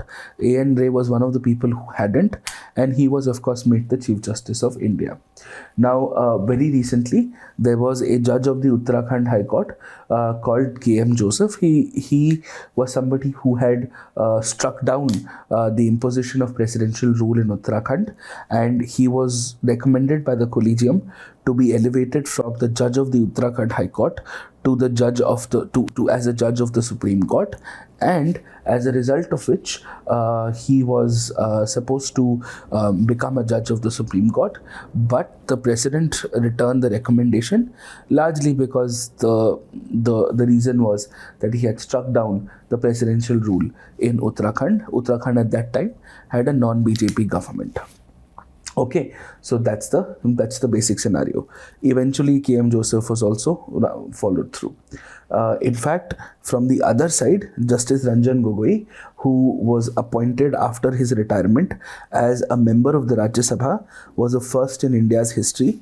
It was also in two specific contexts, wherein there were several judgments that were given by Justice Ranjan Gogoi which favored the government, and also this man was particularly infamous with respect to his conduct in an allegation of sexual harassment case, wherein when an internal committee of the Supreme Court was set up, when allegations of sexual harassment were leveled against Justice Ranjan Gogoi, he was also a member of the same committee which was looking at allegations of sexual harassment against himself, which is why this becomes an extremely important context to build in the larger understanding of what is called the judiciary. Now, the basic question that comes before us is, since when is the independence of judiciary a part of basic structure? You may remember some consonants with the tribunal cases. It was actually in S.P. Gupta versus Union of India in 81, which is also popularly called the first judge's case, and then followed by the second judge's case of 1987, and then the third judge's case. But these two cases are particularly relevant to the evolution of the number of judges in the collegium system and the principle of plurality, which basically means that the judges have to come to a common name, right? So the first instance where independence of judiciary was highlighted was the composition of the collegium, which was also evolved by the Supreme Court. That's something which is very interesting to note, that the composition of the collegium has in fact been evolved by the Supreme Court and not any other court, and therefore, and not the parliament per se. It is in fact the judges not only who have stuck and defended the collegium process, but previously also have ensured that the number of judges in the collegium process and the functioning of it will also be determined by the judges itself. So these were the first two cases in which independence of judiciary was considered as a part of basic structure, and most recently with respect to the tribunal issues, wherein the government wanted to interfere in the functioning of tribunals by determining the composition, the tenure. The judiciary objected to it by saying that the tribunals are primarily judicial organs, and because they are primarily judicial organs, they should be under larger control of the judiciary and not the government. And the judiciary gave the justification that independence of judiciary is in fact basic structure, and the government, through the Finance Act or any of the previous amendments to the rules, can't violate this sanctimonious principle of a functioning parliamentary democracy. But if you ask me very clearly and on an objective basis, is the independence of judiciary a part of basic structure? The answer is absolutely yes. It is in fact a part of basic structure. All right. Then comes an analysis of the appointment and the removal. For your means, I have given you a little bit of details that you can go through to write answers if the mains question comes on explaining the process of appointment and removal. As I was telling you, that the judges of the Supreme Court and the High Court are appointed by the President and under Article 124 for the Supreme Court and 217 for the High Court. And this is where the appointment process begins, and as I very clearly told you, the Chief Justice of India is appointed by the President in consultation of the Supreme Court judges and as well as the High Court judges upon convention. But usually, the senior most judge of the Supreme Court is appointed as the Chief Justice of India, right? Similarly, the Chief Justice of the High Court, who is supposed to be in consultation with other judges and the CJ and the governor, but usually convention is that the senior most judge of the High Court is appointed as the Chief Justice. Now, the final process of the final version of the collegium came about in the third judge's case of 1998, which establishes a collegium for four senior most judges plus the CGI, so total 5 with respect to the Supreme Court judges, and of course 3 including the CGI for High Court judges. Basic principles are: the collegium recommends one common name to the President, who then recommends the person to be appointed as the judge of the Supreme Court or the High Court, or even a transfer of a judge from one High Court to another. That's also possible. So this is your basic process. These are your basic background information. You can write it as it is in your mains exam, or even make a flowchart out of it. It is perfectly fine. Now, there are some qualifications that have been given, which I have already told you. And most recently, the strength of the Supreme Court was increased from 31 to 34. This was done through a financial bill, because the Parliament has the powers to do so under a law called the Supreme Court Judges Act, which is amended in 2019. And this is a financial bill because if you're increasing new Supreme Court judges, that means you're adding new people, and their money or their salaries and pensions are going to be charged to the Consolidated Fund of India. Over and above this, I've also given you a table for the removal of judges, a couple of points, which you can of course write in the same manner as far as your means is concerned, and also revise the technical details as far as the pre is concerned. Now comes the analysis part. What is the impact of these appointments and removals on the independence of judiciary? See, the primary understanding here is that the judiciary, especially the higher judiciary, is controlled entirely by the judiciary itself. And this collegium system ensures that the senior members are directly involved in the appointment of judges with next to negligible interference of the legislature or the executive. We have a tendency to focus on the exceptions, but in more than 99% of the cases, the recommendations that are made by the judges are not usually rejected, or not usually rejected by the collegium. Although it has been in the news for the past couple of weeks that although the recommendations of the collegium are not rejected by the president, often there are delays in the orders being issued, which of course affects the overall composition of the judiciary in the country. And that is something that is a real problem that a lot of high courts in our country are battling with, when we actually understand the problems of high court appointments in our country. Okay. Now, as I was telling you, in most of the cases, the recommendations of the high courts are compulsorily accepted by the president, and in compulsory in the sense that they're usually accepted by the president with almost a negligible amount of conflict, right? And given the fact that the president always acts on the advice of the Council of Ministers, indirectly, in a very limited manner, the government does also have a small sort of a role play in the appointment of the judges. So if the government really comes down to push comes to shove, then the government can actually play an obstacular role in the appointment of judges. However, because you can't keep them so independent that they become out of control, which is why it is the parliament who has been empowered to remove the judges in the process that we've already discussed in our previous session. Now, what are the primary problems in the current process, and how can we make these problems go away, and what are the basic solutions out of this? See, the primary problem is that there is absolutely no understanding of the kind of lobbying or the backdoor politics. And just because you're saying the judiciary appoints itself doesn't mean that there will not be any power play or lobbying or any sort of ideological congruence that may play a role, as a result of which these collegium discussions, these collegium meetings, these collegium outcomes are severely opaque. And because they're opaque, they lack the kind of accountability that must exist in a parliamentary form of government. And the whole process of the collegium process in terms of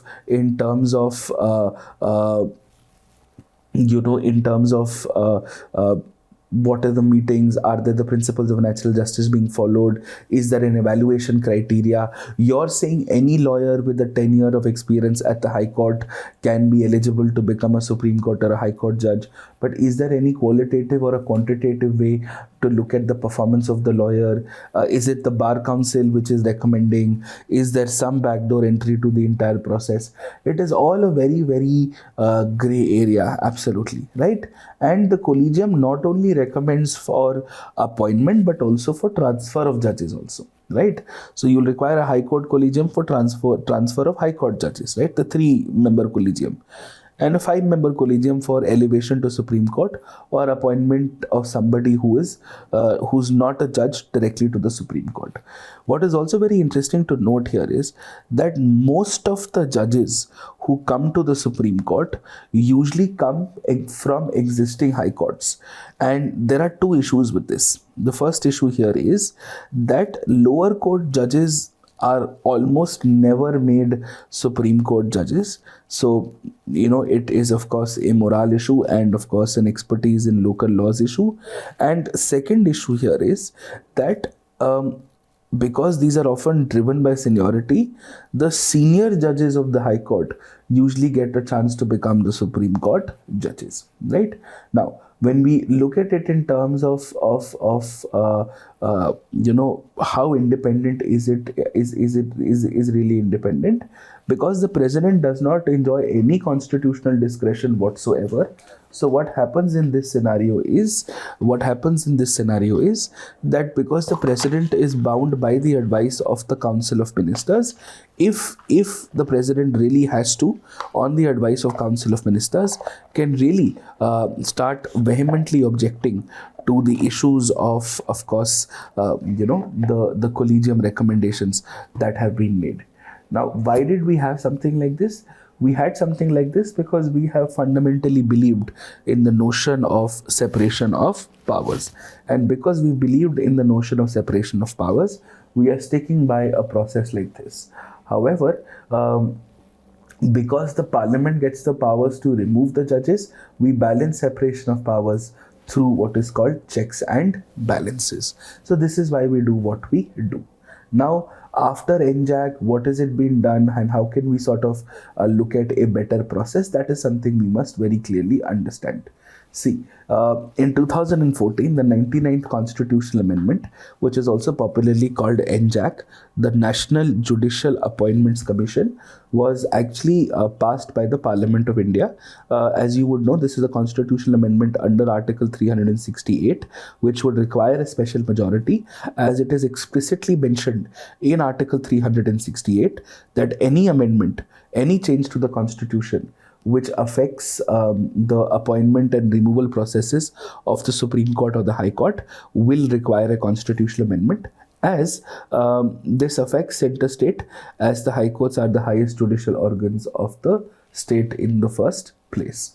Right? Now, the idea was, and the founding philosophy behind NJAC was that NJAC is supposed to be that organizational ecosystem which is supposed to sort of do away with what is called the self-appointing process. And within 1 year itself, NJAC was struck down by the Supreme Court for two reasons. First, the due process of the due procedure. The procedural issue was a very small issue, that you should have first amended the constitution under Article 124 and said that instead of the collegium, we are going to have NJAC, and then pass the NJAC Act to give details of the NJAC procedure. But in a procedural mix-up of things, the NJAC Act was passed first, and then the constitutional amendment came through, because of course it required ratification by the states. Right? Now, the more important and the more substantive reason, the more substantive reason as to why NJAC was struck down was because it violated the principles of independence of judiciary. And I remember the times of 2015, where not only the newspapers but the country was divided on this act and this move of the judiciary. In fact, the most staunch supporters of the judiciary were a little, struck by the judiciary's lack of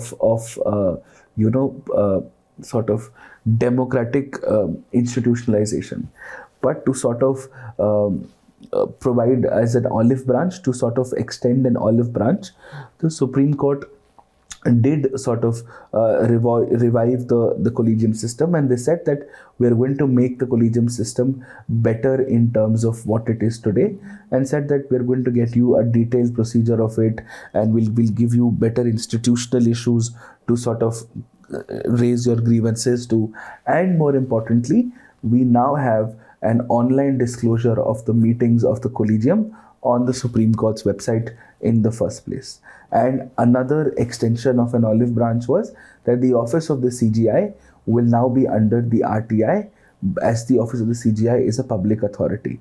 However, you cannot question the judiciary on judicial related functions, because the judicial part of judiciary is not state, as we had discussed in Article 13, and this was determined by the court itself in the Sunil Batra versus Delhi administration case. Okay, in the Sunil Batra versus Delhi administration case. Okay, now there are some recommendations that have been made that should have been followed and haven't been followed.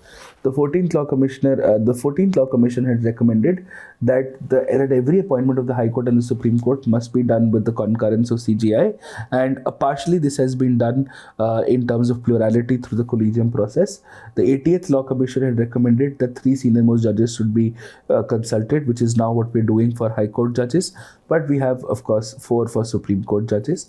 And the 121st Law Commission had recommended the institution of a National Judicial Commission to come up with detailed guidelines giving some criteria for judges to measure sort of the efficiency and the quality of judges that could be elevated, or lawyers who could be assessed.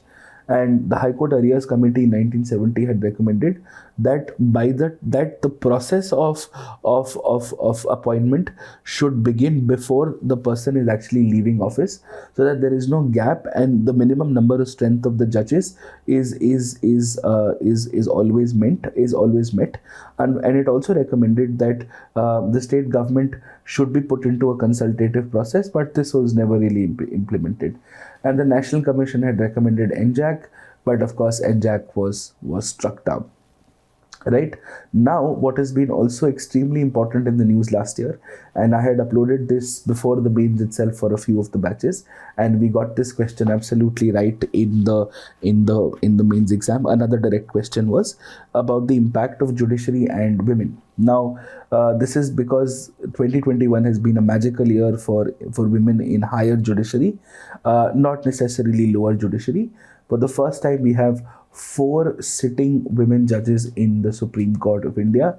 This is one of the highest. This is the highest number in the history of in this country. Now, while everybody has always argued that seniority in one way or another should be the reason why anybody should be made a Supreme Court judge, some have also argued that gender should also be an important consideration, because if for example, if you have women members in the National Commission for Women, because they would understand by the virtue of being women the issues and challenges and the sensitization that is needed to solve women-centric issues. Similarly, you should also have women judges, so that judgments are evolved, judgments are drafted in such a manner, the law is evolved in such a way that it is in the best interest of women, who constitute almost half of the population of the country.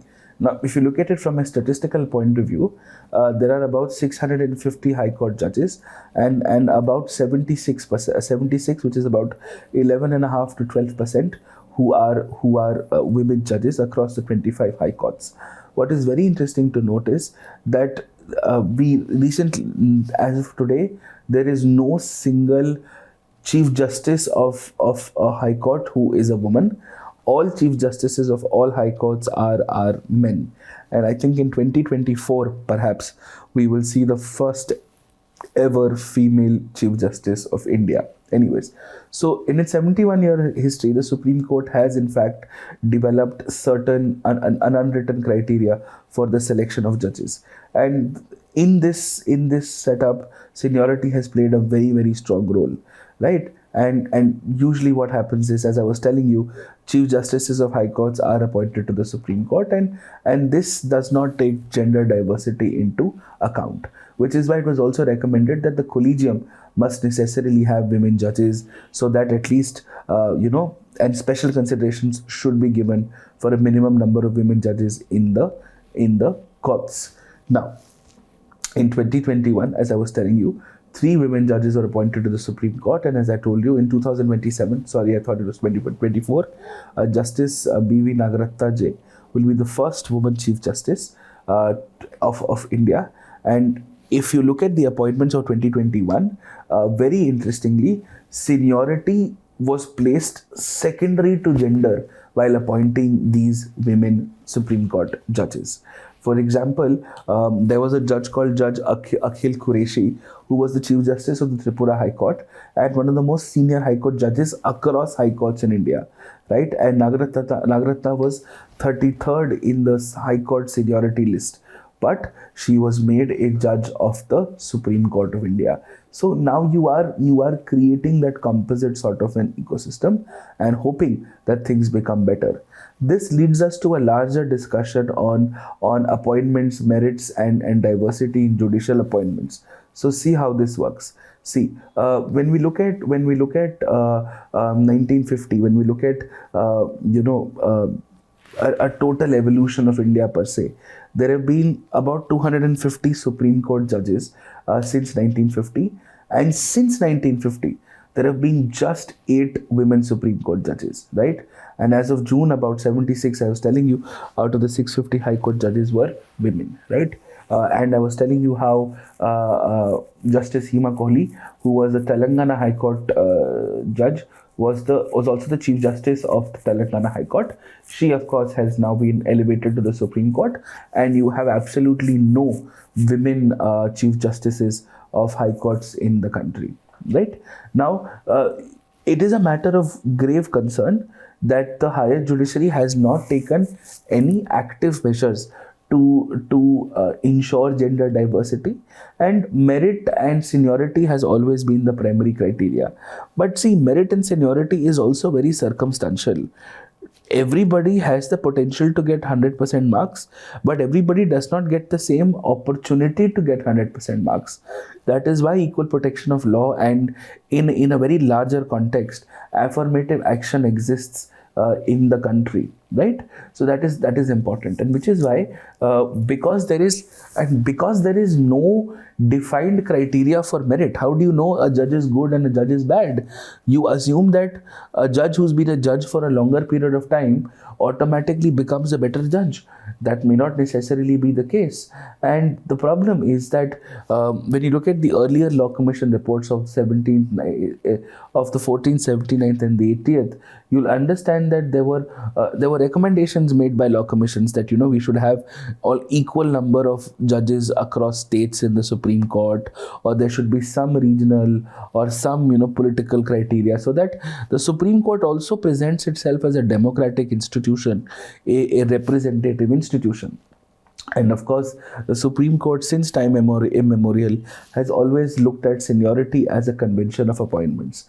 This, of course, was rubbed the wrong way by Prime Minister Indira Gandhi, as I was telling you before, who appointed Justice A.N. Ray as the Chief Justice of India, superseding 3 judges. And then, of course, the courts have almost made it and it's an unwritten convention. It is almost followed to tooth and nail in such a process that it has always been prioritized. Seniority has always been prioritized over and above everything, right?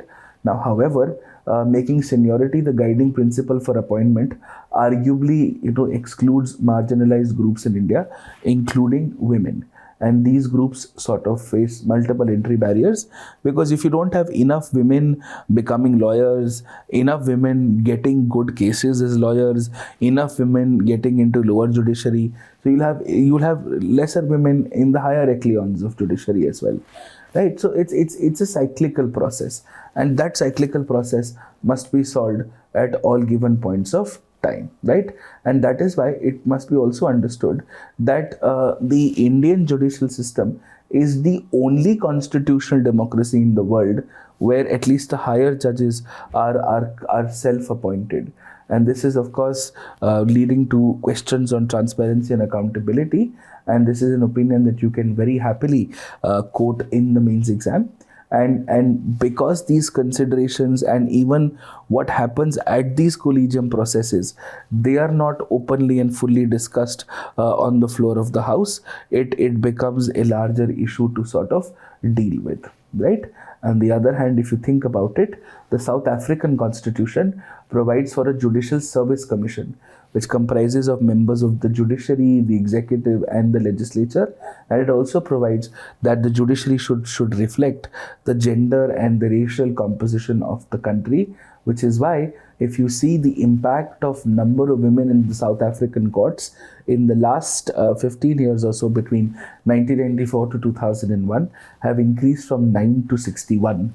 This is something which you often don't find as examples in our newspapers, but it's a very, very good way to sort of go about it. Which then makes me question the larger powers of the Supreme Court, which somebody was asking. Suo motu powers. See, suo motu is usually A has to file a case against B in the court. What if there is no A versus B? What if the Supreme Court judge or the Supreme Court in general picks up an issue of importance from the media and says, you know what, I need to really sort this out. And this is called a suo motu power. Suo motu powers are enjoyed both by the Supreme Court and the High Courts, by the way, because they are originated from the courts can do anything in the interest of justice. But the legal origin for suo motu is in fact contempt of court. See, a contempt of court, as we would know, we've studied this under Article 19 also, is regulated by the Contempts of Court Act 1971, and contempt of court is also a reasonable restriction to the freedom of speech and expression under Article 19 Clause 1. And under contempt of court, you basically have two components: civil contempt and criminal contempt. Civil contempt is if you are not following an order of the court, and criminal contempt is if you are saying anything in any form, verbal or written, that jeopardizes the reputation of the court or a specific judge. The most recent instance of contempt of court was with respect to Prashant Bhushan, who had actually tweeted a while ago with respect to a motorcycle which was being driven by a judge, and the motorcycle belonged to a leader of the party in power. And not only was one tweet made, but two tweets were also made, thereby hinting at the collusion between the government and the judiciary in general, right? So the Supreme Court initiated contempt proceedings. So it is obvious and it is logical that if somebody is saying something against the Supreme Court, then the Supreme Court gets the powers to issue contempt proceedings. So though nobody else would. Why would anybody else have an issue with somebody saying something against the Supreme Court? Or if somebody says something against you, you take action against the person. Here, you is the Supreme Court. It is also very interesting to note, like in the case of 32 versus 226, that while the Supreme Court has powers to issue contempt proceedings against itself, the High Court also has powers to issue contempt proceedings, not only against the High Court, but all the other courts in the state as well. In that sense, the High Court has wider contempt powers. The High Court has wider contempt powers than the Supreme Court with respect to contempt proceedings. Right? And of course, that is the origin of suo motu powers. A lot of times people misunderstand suo motu, and people think that the Supreme Court uses suo motu powers for everything else on a daily basis. That's actually not the case. In fact, in 2021, there was just one instance of a suo motu case by the Supreme Court, and that was the case of COVID litigation, where the Supreme Court had basically self-taken up a petition on the management of COVID-related issues in the pandemic, especially in the second wave. So a suo motu power is primarily granted by Section 23 of the Contempt of Courts Act with regards to contempt of court. And while many common law jurisdictions give courts these powers, in India the procedure is the procedure in writ or judicial review has been novel to India, where it is used to test or question executive action. So in most countries of the world, suo motu is only for contempt, but in India, it is not only just for contempt, right? Yes, in India, it's not just about contempt, but also for general purposes of anything in the interest of justice. The courts are being given the right amount of powers to take the right amount of actions, and courts often exercise their suo motu jurisdiction in matters relating to issues presented in the newspapers. And sometimes, even if you just write a random letter to the Supreme Court, and if it is a matter of pressing concern, the Supreme Court can most certainly take up cases of suo motu, right? And Articles 32 and 226 do empower the Supreme Court and the High Courts to issue writs in the interest of justice, and therefore suo motu powers have of course developed contemporaneously, which means simultaneously with public interest litigation, where procedural requirements are extremely less and non-technical, which we will cover as extensions to judicial review and activism in just a few minutes. Now, courts often are known to take up matters which are based on media reports or on actions of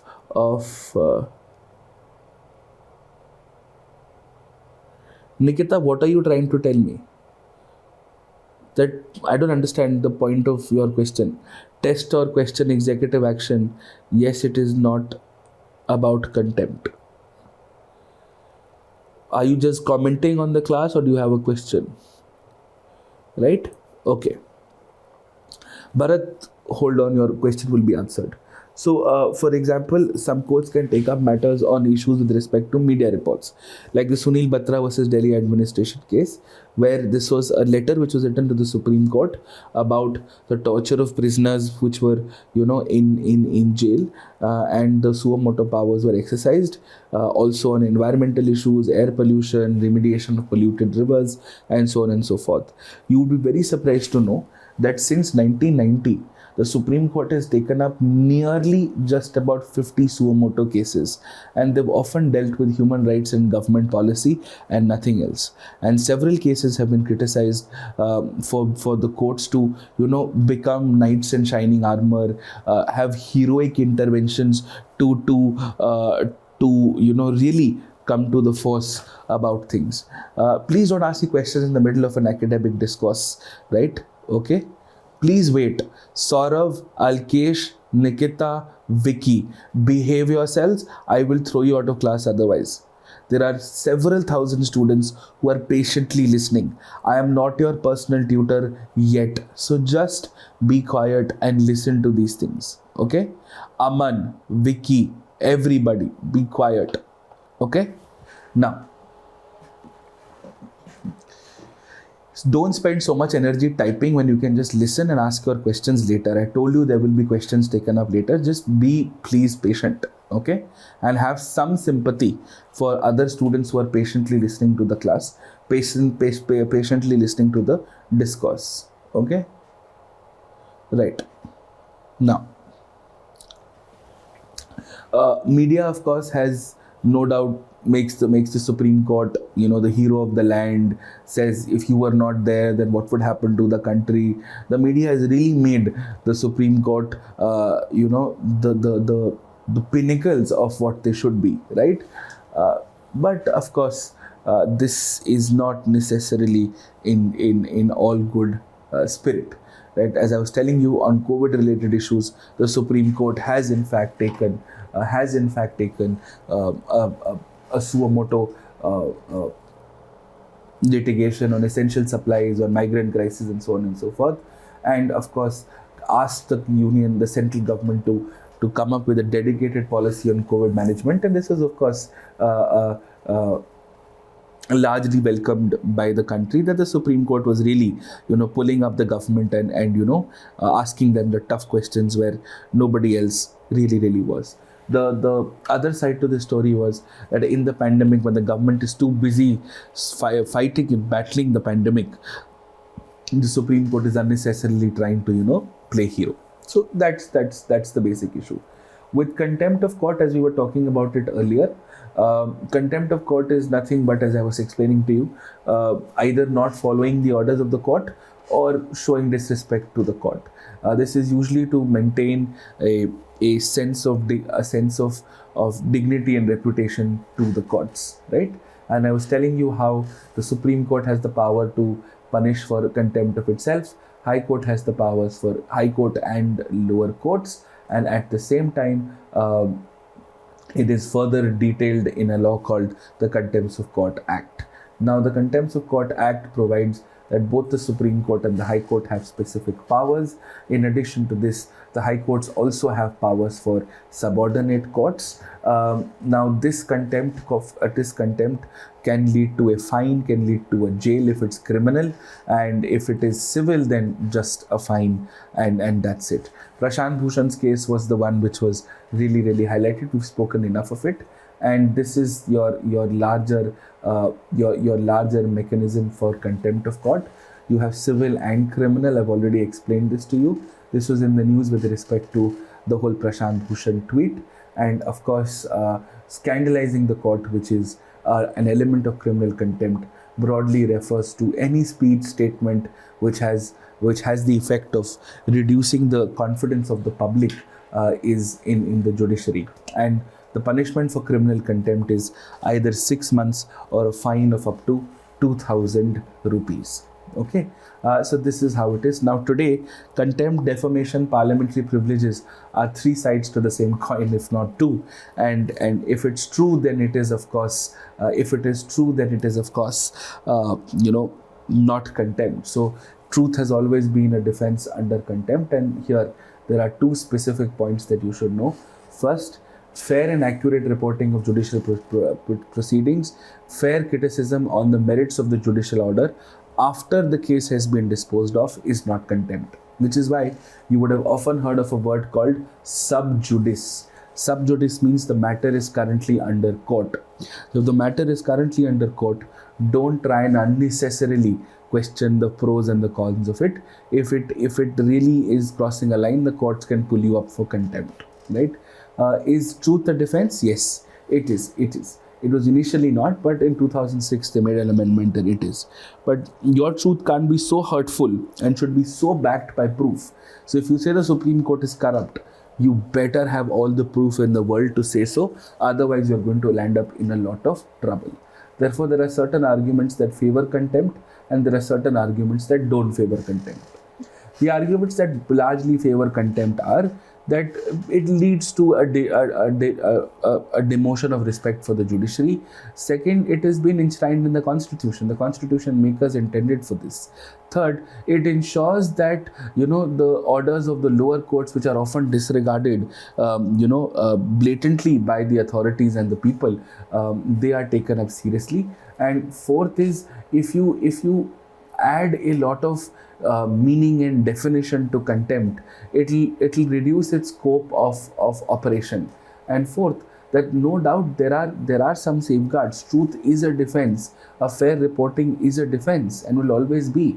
What has actually happened is, in the winter session in December, while there was a private member bill which was filed in the Rajya Sabha on a constitutional amendment defining contempt, which is why I have mentioned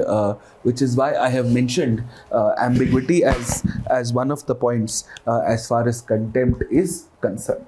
Okay, that's something we must know. All right. Now these are the arguments which are in favor of contempt. Now we look at the arguments against contempt. The basic issue is, boss, if I don't have the right to question my judiciary the way I want to, you are violating my civil liberties. It, of course, has a chilling effect on the freedom of speech. A very, very prominent judge, Justice V.R. Krishna Iyer, had once said that having a vague jurisdiction with uncertain boundaries may unwittingly trample upon civil liberties. And the scope of contempt is so huge, is so large, that it can easily be invoked. And truth and good faith as defenses are seldom entertained, although included in defenses under the Contempt of Courts Act. Right? Now there's an international disuse also. The international disuse is that the contempt of court has practically become obsolete in foreign democracies. The UK Parliament abolished it. Canada has very, very limited usage of it, and of course America also does not allow for contempt if you are making a comment on a judge, which is why Americans are so liberal, with their opinion on the judges. So your conclusion on contempt would be that the Law Commission looked into it, recommended that the provision should be retained, but they should be restricted only to civil contempt, that is the willful disobedience of judgments, not criminal. It is not criminal enough that a person should be sent to jail in its truest form. Okay. Then I have given you some amount of data which you can use in your answers, and some e-governance, judicial governance related points. Then we'll move to judicial review and judicial activism in just some amount of time. Right. So then this is 2021 data. So by 2022, I'll update this again in a separate document and I'll share with you. But Supreme Court cases have increased, pendency of Supreme Court cases have increased by about 7.3%. There are about 70,000 cases pending in the Supreme Court, a total of 3.5 crore cases pending in the entire judicial system. And what is really, really heartening is 88% of those are actually in the lower judiciary, and more than 64% of all cases are pending for more than 1 year. And this is not just about the rights of people, this is also about businesses. If your dispute resolution takes such a long time, it has a very severe impact on ease of doing business. And for those of you who may recall the criteria of ease of doing business, you would understand that judicial resolution of disputes is a criteria for ease of doing business. And it shows that the time taken to decide a case has remained static at 1,445 days. Okay, and a consistent increase in the pendency of cases in the last decade, with the highest number of cases pending in the state of Uttar Pradesh. Uttar Pradesh also has had the highest number of death penalties which have been awarded. And what is really a slip between the cup and the lip is that the number of people who are in prison for the cases which are pending and their bails have been denied is twice than the actual number of people who were convicted as guilty of offences, which is why in during the COVID, you had prison reforms as such an important topic. The primary reason as to why this has happened and why this is the case is because when people are starting to come to court, when people have started to come to court, of course, this has increased the number of cases. Second, through PILs, RTI, which is often denied by, ultimately by the Central and the State Information Commission, then you can challenge that in the courts. There are lower vacancies, you have lesser courts. A lot of the litigation is often from the government, right? The Vodafone tax cases where, retrospective taxation had to be then finally recalled by a parliamentary action. The formation of judgments, the review of evidence in lower courts, a lot of times older laws which need to be interpreted in a modern scenario. There are no strict timelines, and a lot of times, dates are moved from one to the other, which of course lead to a larger issue, right? So these are of course the problems that we are facing today in the world, right? So in India specifically. Now, what happens because of this is poor man and under trials are denied the justice. Economically, there is no speedy justice system. Foreign investors are hesitant. Judiciary becomes overburdened. Your social infrastructure of actually people not violating the rights of vulnerable sections goes for a toss, leads to overcrowding of prisoners. It's a huge financial drain because you have to spend on jails and people in jails. And of course, it's a huge financial cost for the person who's actually approached the court, right? And how do we solve a pendency? Have time limits, right? So that there are time limits for a specific set of cases. Each court should have an annual target. For example, in commercial courts, that you could have an amendment to the CPC or a time frame for commercial cases, increase the number of judges, decentralize, as I was telling you, having regional benches of the Supreme Court, increase the working hours. Courts in our country have a summer vacation, winter vacation, Diwali vacation, Holi vacation. ऐसे थोड़ी ना चलेगा. Increase your alternate dispute resolutions, make your ADRs and Gram Nyayalayas much better so that they can locally solve issues. Your tribunals, fast track courts, special courts, should really be strengthened and promoted. Have better case and course management, use technology in it, and use artificial intelligence to recommend the most likely outcome of cases, so that judicial research is also time saved. There are some IT related solutions also which you can use. For example, digitization of the court registry, e-filing of suits, video conferencing hearings, digitization of court databases, enterprise resource planning tools for database management. ये सबको message आ रहा है कि आपका case आज यहाँ लगा है, इतने बजे है, इस कोर्ट में है. ये सब रियल टाइम होना चाहिए. And of course, almost all courts have engaged in some video conferencing platforms, and I think we could have a hybrid system in the courts post the pandemic. And the Malimat committee had recommended, of course, an increase in number of courts and judges, a reduction in the period of vacations, and arrears eradication scheme, so that all pending cases are immediately addressed with respect to the Lok Adalat and lower courts and referred to those. And what have we done so far? In the last 2 years, we've come up with something called Justice, which is just information system, where you have court management, you have fast track courts, Madhu, there is absolute audio, there is a campaign mode also.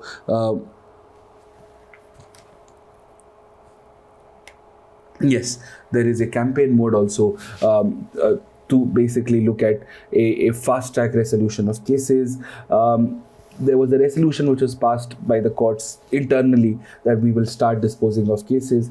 In Hussain and others versus Union of India, timelines were issued, and the Supreme Court has given strict timelines to allow for pleas for unnecessary or groundless adjournments. कि ये सब बंद करो, जितना ज़रूरी है उतना ही करो.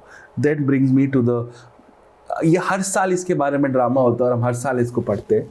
This is the all India judicial services. It has CGI mentions all the time. You can mention it in your answers also, no problem at all. But it has not been implemented per se. ठीक है. All India judicial services बड़ा simple है. एक तो जो ये lower judiciary के लिए है कि स्टेट वाइज एग्जाम नहीं कंडक्ट करेंगे, एक ऑल इंडिया एग्जाम कंडक्ट करेंगे फॉर डिस्ट्रिक्ट. मतलब डिस्ट्रिक्ट जजेस के लिए ऑल इंडिया होगा, डिस्ट्रिक्ट और बिलो के लिए states can continue with their local exams, right. जैसे आपका ऑल इंडिया सिविल सर्विसेज और वैसे exactly the same thing.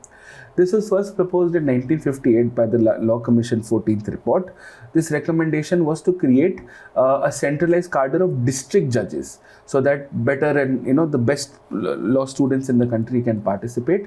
And right now what happens is high courts and state service commissions recruit locally. This idea was proposed again in 1978. In 1992, in Judges versus Union of India, the center had the government was directed by the court to set up all India judicial services. Then एक साल बाद ही उन्होंने बोला कि चलो कोई बात नहीं, जब मन करे तब कर लेना. In 2006, the parliamentary committee had recommended for a pan India judicial service. In 2017 also, the Supreme Court had taken a suo motu cognizance on the issue of delays in appointments of district judges and mooted a central selection mechanism होना चाहिए, which is another word of all India services or all India judicial services for the same. ठीक है, तो ये क्या है और कैसे कर सकते हैं? It is nothing but recruitment in lower judiciary, which is currently right now state-wise, and they remain extraordinarily vacant. बहुत लंबा प्रोसेस होता है, 2-3 साल लग जाते हैं, कोई स्टैंडर्ड नहीं होता है. There are often issues of corruption and it's a very long process. And second is, if you have a centralized cadre of great judges, and you could of course take into consideration regional laws and all of those things, you could still make better judges out of it. Now, as I told you, this is there in the 1950s through the 42nd amendment, because of course you wanted greater powers from the center. All India Judicial Services के लिए already Rajya Sabha से Nord मिल चुका है, but the parliament has not made any further provision on this. And most recently, Niti Aayog in its India 2075 report had also recommended all India judicial services as a judicial reform, right? Why has this been in the news? It has been in the news because there was a draft bill which was prepared by the government, was to be introduced to the Union Cabinet, but after taking the views of the judiciary, ये हुआ नहीं. 2019 में बहुत कोशिश करी एक consultative committee बनाने के लिए. Initially, only 4 states and 2 high courts were supporting the proposal. 8 had rejected it. 5 had made some changes. 11 अभी तक respond नहीं करा है. And last year in July 2021, the center had to take an ordinance route to bring certain changes to certain tribunals. और उससे हमें लगा कि भाई अगर tribunals में इतना issues हैं, so we definitely need an all India cadre for judges who can later also be used for tribunals.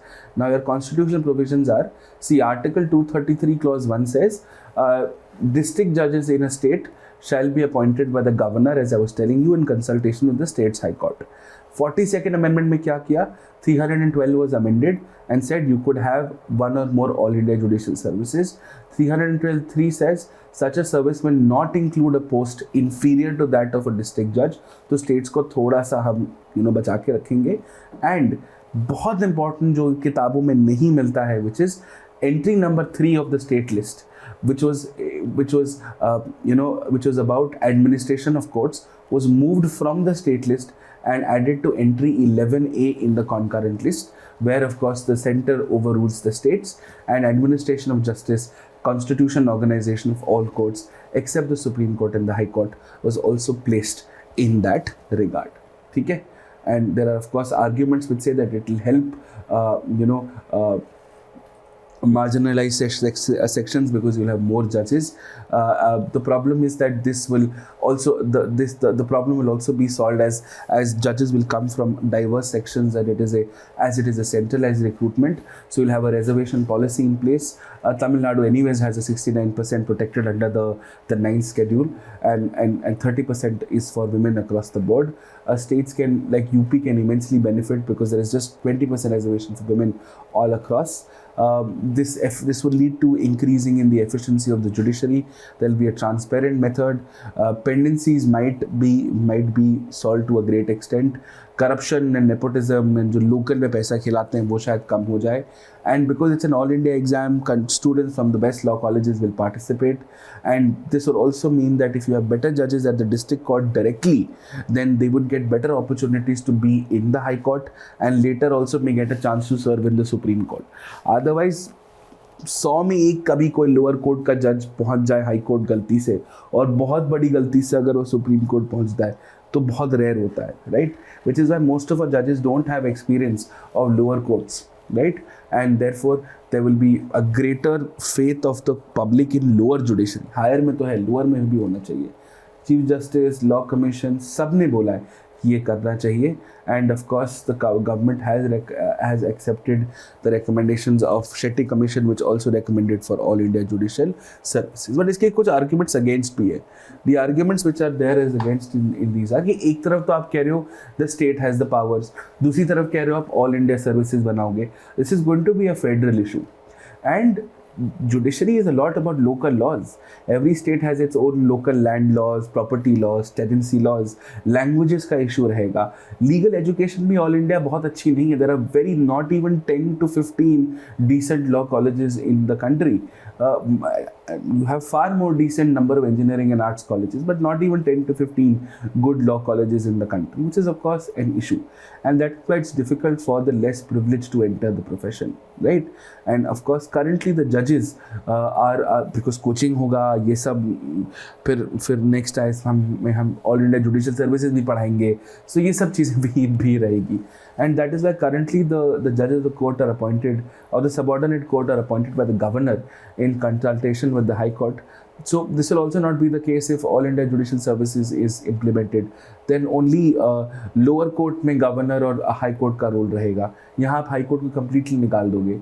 And here the independence of judiciary argument, where the government is entirely kept away from it, that of course would be a question mark. And of course there is no substantial improvement in the existing efficacy of the procedure for filling the vacancy of the judiciary. Okay? And your primary conclusion is, though All India Judicial Services proposes to solve the problem of services, it will also be to be very importantly considered as to whether it will really help and why are you doing this, right? A judicial services officer can therefore be provided the right amount of training. Your language and regional barriers can be overcome, and no doubt we require a merit-based judiciary. And of course this will depend on how impartially and how carefully are you implementing it without any form of hindrance or vested interest and so on and so forth. ठीक है, तो आपके judiciary के जो core issues हैं वो अच्छे से सॉल्व हो गए. And if you actually see the kind of questions that are just asked from the judiciary, मतलब सेपरेशन ऑफ पावर्स का एंगल नहीं, just from the judiciary, you will see that the questions are very judgment में delay क्यों होता है, हम judiciary को और अकाउंटेबल कैसे बनाएंगे, बस इस तरह के क्वेश्चंस आते हैं, right? But judicial review and activism is actually an extension of separation of powers, जो भी हम 5-10 मिनट की ब्रेक के बाद ज़रूर करेंगे. ठीक है, वो थोड़ा सा इंपॉर्टेंट है बिकॉज वो थोड़ा सा टेक्निकल भी है. ठीक है, so if you see the kind of questions that are asked, this is very simple. You will see देखो, examine the Supreme Court's judgment on the National Judicial Appointments Commission with reference to the appointment of judges of higher judiciary in India. ठीक है, इसलिए हमने इसको इस हिसाब से किया. ये आपका 6th पॉइंट था, अब ये हमारा कवर हो गया है. We'll now come back to judicial review activism, PILs, and alternate dispute resolutions, and then at least start with set the state relations and finish the basics of federalism today. ठीक है, चलिए अभी पढ़ेंगे Vipin. You can take a 10-minute break. Thank you.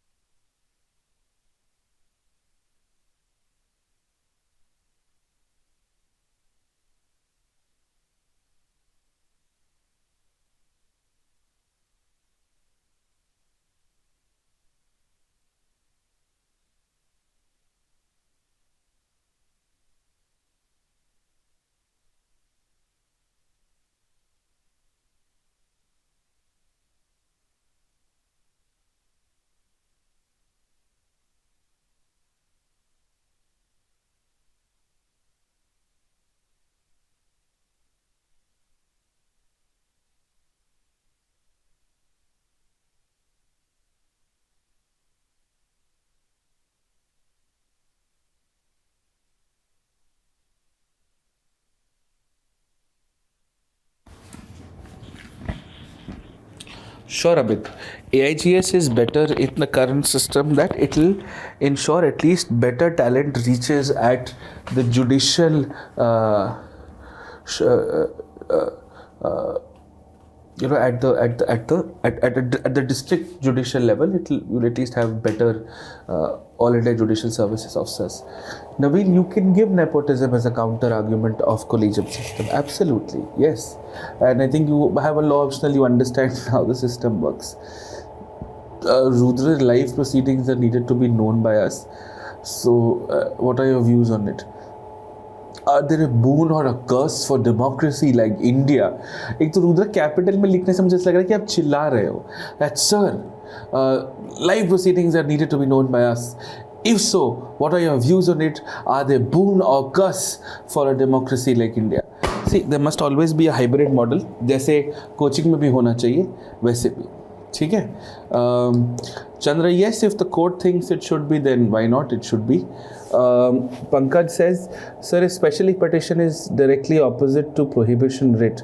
Fundamentally, both deal with the ability of the lower court. No, prohibition is an issue of jurisdiction. That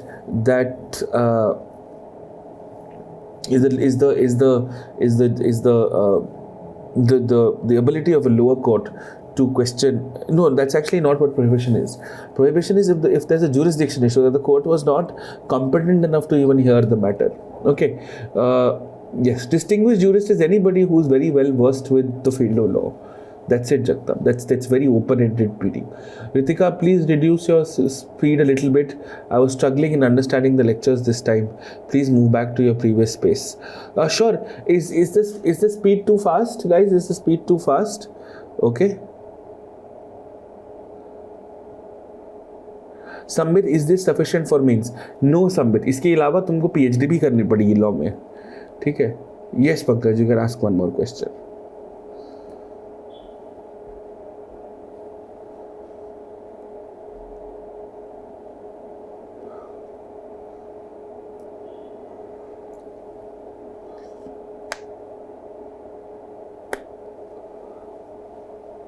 No, you will not be. It will not be. I mean, will it be contempt if the court finds out? Yes, why not?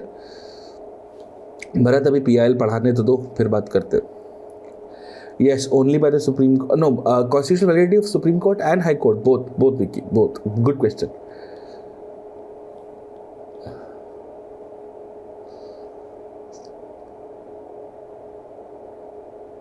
Yes, sir, please.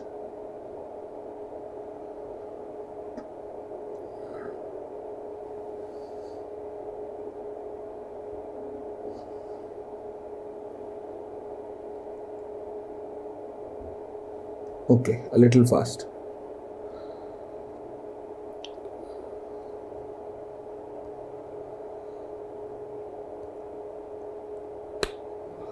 Alkesh, Hindi will not be possible. Yeah.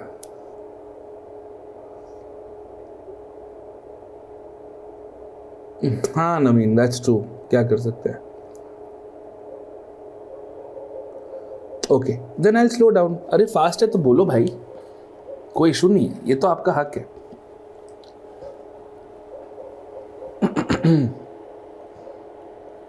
Okay, so will go little slow, no problem at all. Yes, चलिए.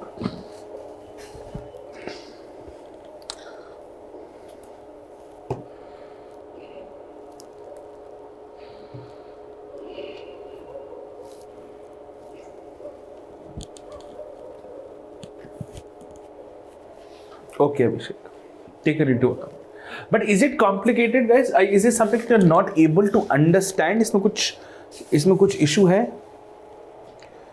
No, Patel, not needed.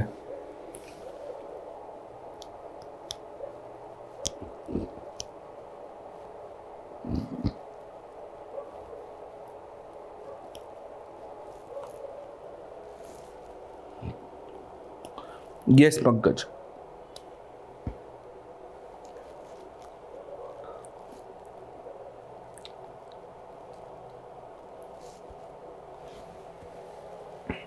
Okay.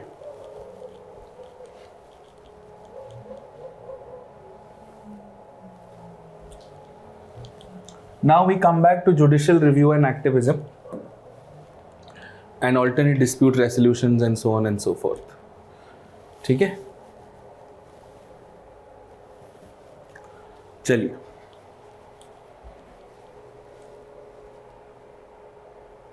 not needed for UPSC सूरज. हाँ, you can't. Contempt of court is suo motu.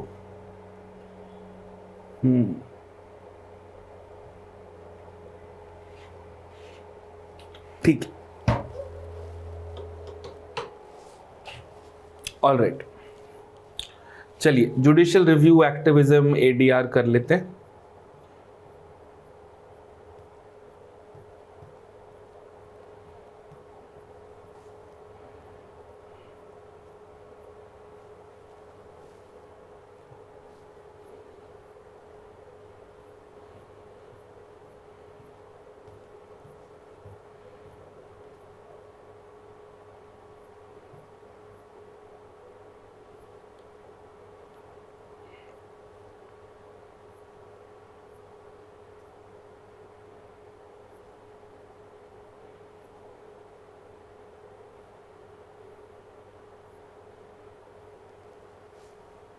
All right. Okay.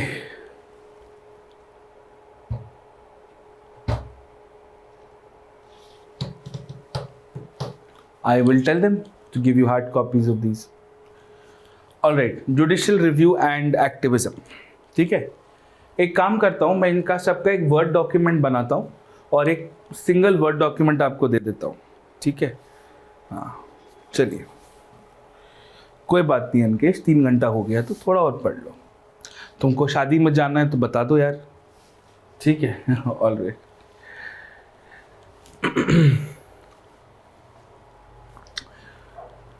What is judicial review? What is activism? We'll get into this, right? The ultimate power of the judiciary to review and determine the validity of a law or an order is judicial review, which basically means that judicial review is reviewing something which exists. Activism is going on to something beyond its existence. एक कानून सही है या गलत है, that is judicial review. कानून क्या होना चाहिए is judicial activism. It's that simple, right? Now, the power of the court to inquire whether a legislative or an executive order conflicts with constitutional values, and if it does, declaring those orders as invalid is judicial review. It's in fact one of the primary outcomes of separation of powers in checks and balances.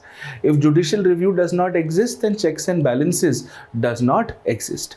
And judicial review fundamentally operates on 2 simple procedures. First, legitimizing government action, and second, making sure that the constitution is protected in case of any encroachment by the government. ठीक है, all right. Now, why do you need judicial review? Theoretical questions are often asked in this context, so let's understand why do we need judicial review, right?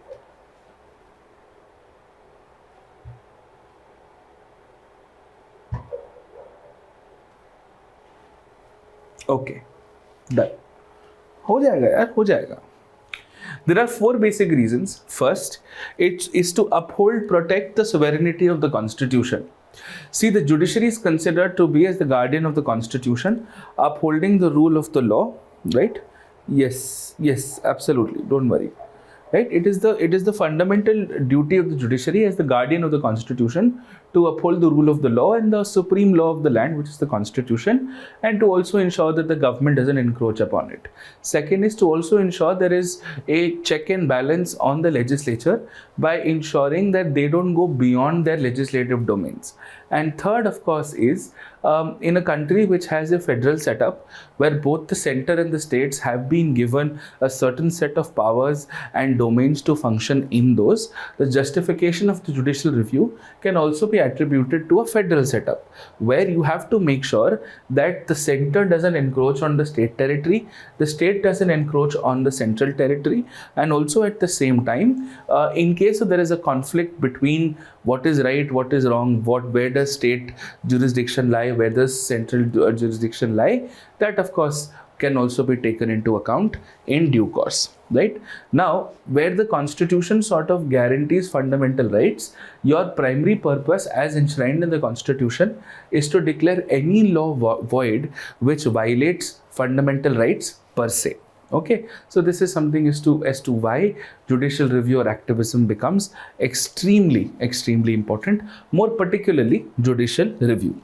Right now, why do you require judicial activism? Because at the end of the day, power functions on the concept of void.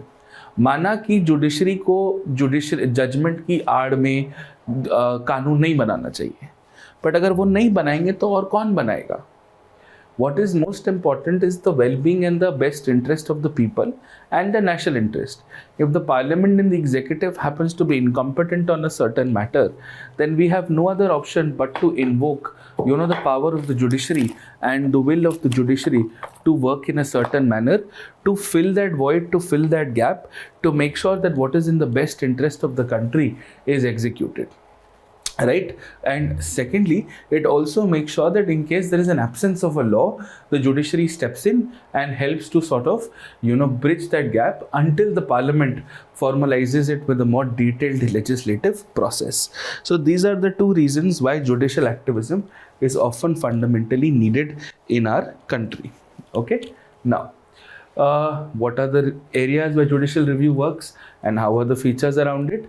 First, judicial review, you can look at it in terms of if a law is violating a fundamental right, or there's a violation of any other legal or constitutional rights. If you're making a law on which you don't have the rights to make a law, if you are giving too many powers to the executive to make rules and the rules are violating the essence of the law, or if there are any reasonable restrictions, any limitations that are being violated. And there are certain basic features of judicial review. The first is that both the Supreme Court and the High Court have the powers to decide. If the High Court decides the validity of a law and says that the law is invalid, it will only be applicable to the territorial jurisdiction of the High Court in the state. Which means, for example, in the Nas Foundation case, when the Delhi High Court had initially decriminalized homosexuality, it was only decriminalized in the territory of Delhi, right? That's also true for sedition. Like, for example, the first two cases of sedition before Kedarnath in 1962, in fact, the Tarachand case and the Sabir Ali case, the Punjab Haryana High Court and the Allahabad High Court, I think in 58 and 50 and 58, had actually declared sedition as unconstitutional. So it was only unconstitutional. Within the territory of Punjab, Haryana, and UP, right? So there are, of course, territorial limitations on the matter. Then judicial review can also be conducted in aspect of all central and state laws. So can you challenge a central law at the High Court? Yes. Can you challenge a state law in the Supreme Court? Absolutely yes. No problems at all, no restrictions on that. And judicial review applies only to questions of law. मतलब क्या किसी का murder हुआ या नहीं हुआ, वो judicial review नहीं है, वो क्वेश्चन ऑफ फैक्ट है, वो लोअर कोर्ट्स देख लेंगे. बट अ लॉ क्रिमिनलाइजिंग मर्डर, क्या वो जस्टिफाइड है या नहीं है, that is judicial review. Okay, that is what is called judicial review, right? Now, limitations is, of course, what is in the 9th schedule and is not basic structure cannot be judicially reviewed, and also you cannot do suo moto. You as the courts, you cannot suo moto review a law. A law, there has to be a violation of a law. तभी तो 2021 में जब sedition के लिए एक PIL file हुआ था आदित्य रंजन का, उसमें supreme court very clearly said, boss, you are not affected, so where is the violation on your front? तो suo moto में usually judicial activism होता है, judicial review में suo moto नहीं होता है. Like for example, the COVID litigation case. ठीक है, होने को तो कुछ भी हो जाए, but usually नहीं होता है. Now, what are your basic advantages and disadvantages? Your primary advantages are that it keeps the misuse of power in check. It's a device of protection of people's right. It secures the independence of the judiciary, and of course, it helps the courts do what they were meant to do. However, at the end of the day, it is an undemocratic appointed authority which is deciding on the future of laws, which has been made by a democratically elected authority called the legislature. And this, of course, is a fundamental attack on the ecosystem of parliamentary democracy, which has been evolved in India, right? Over and above this, because there are no defined rules, procedures and guidelines for this, there is no institutional mechanism for this, there is of course an opportunity or an area where transgressions can be made.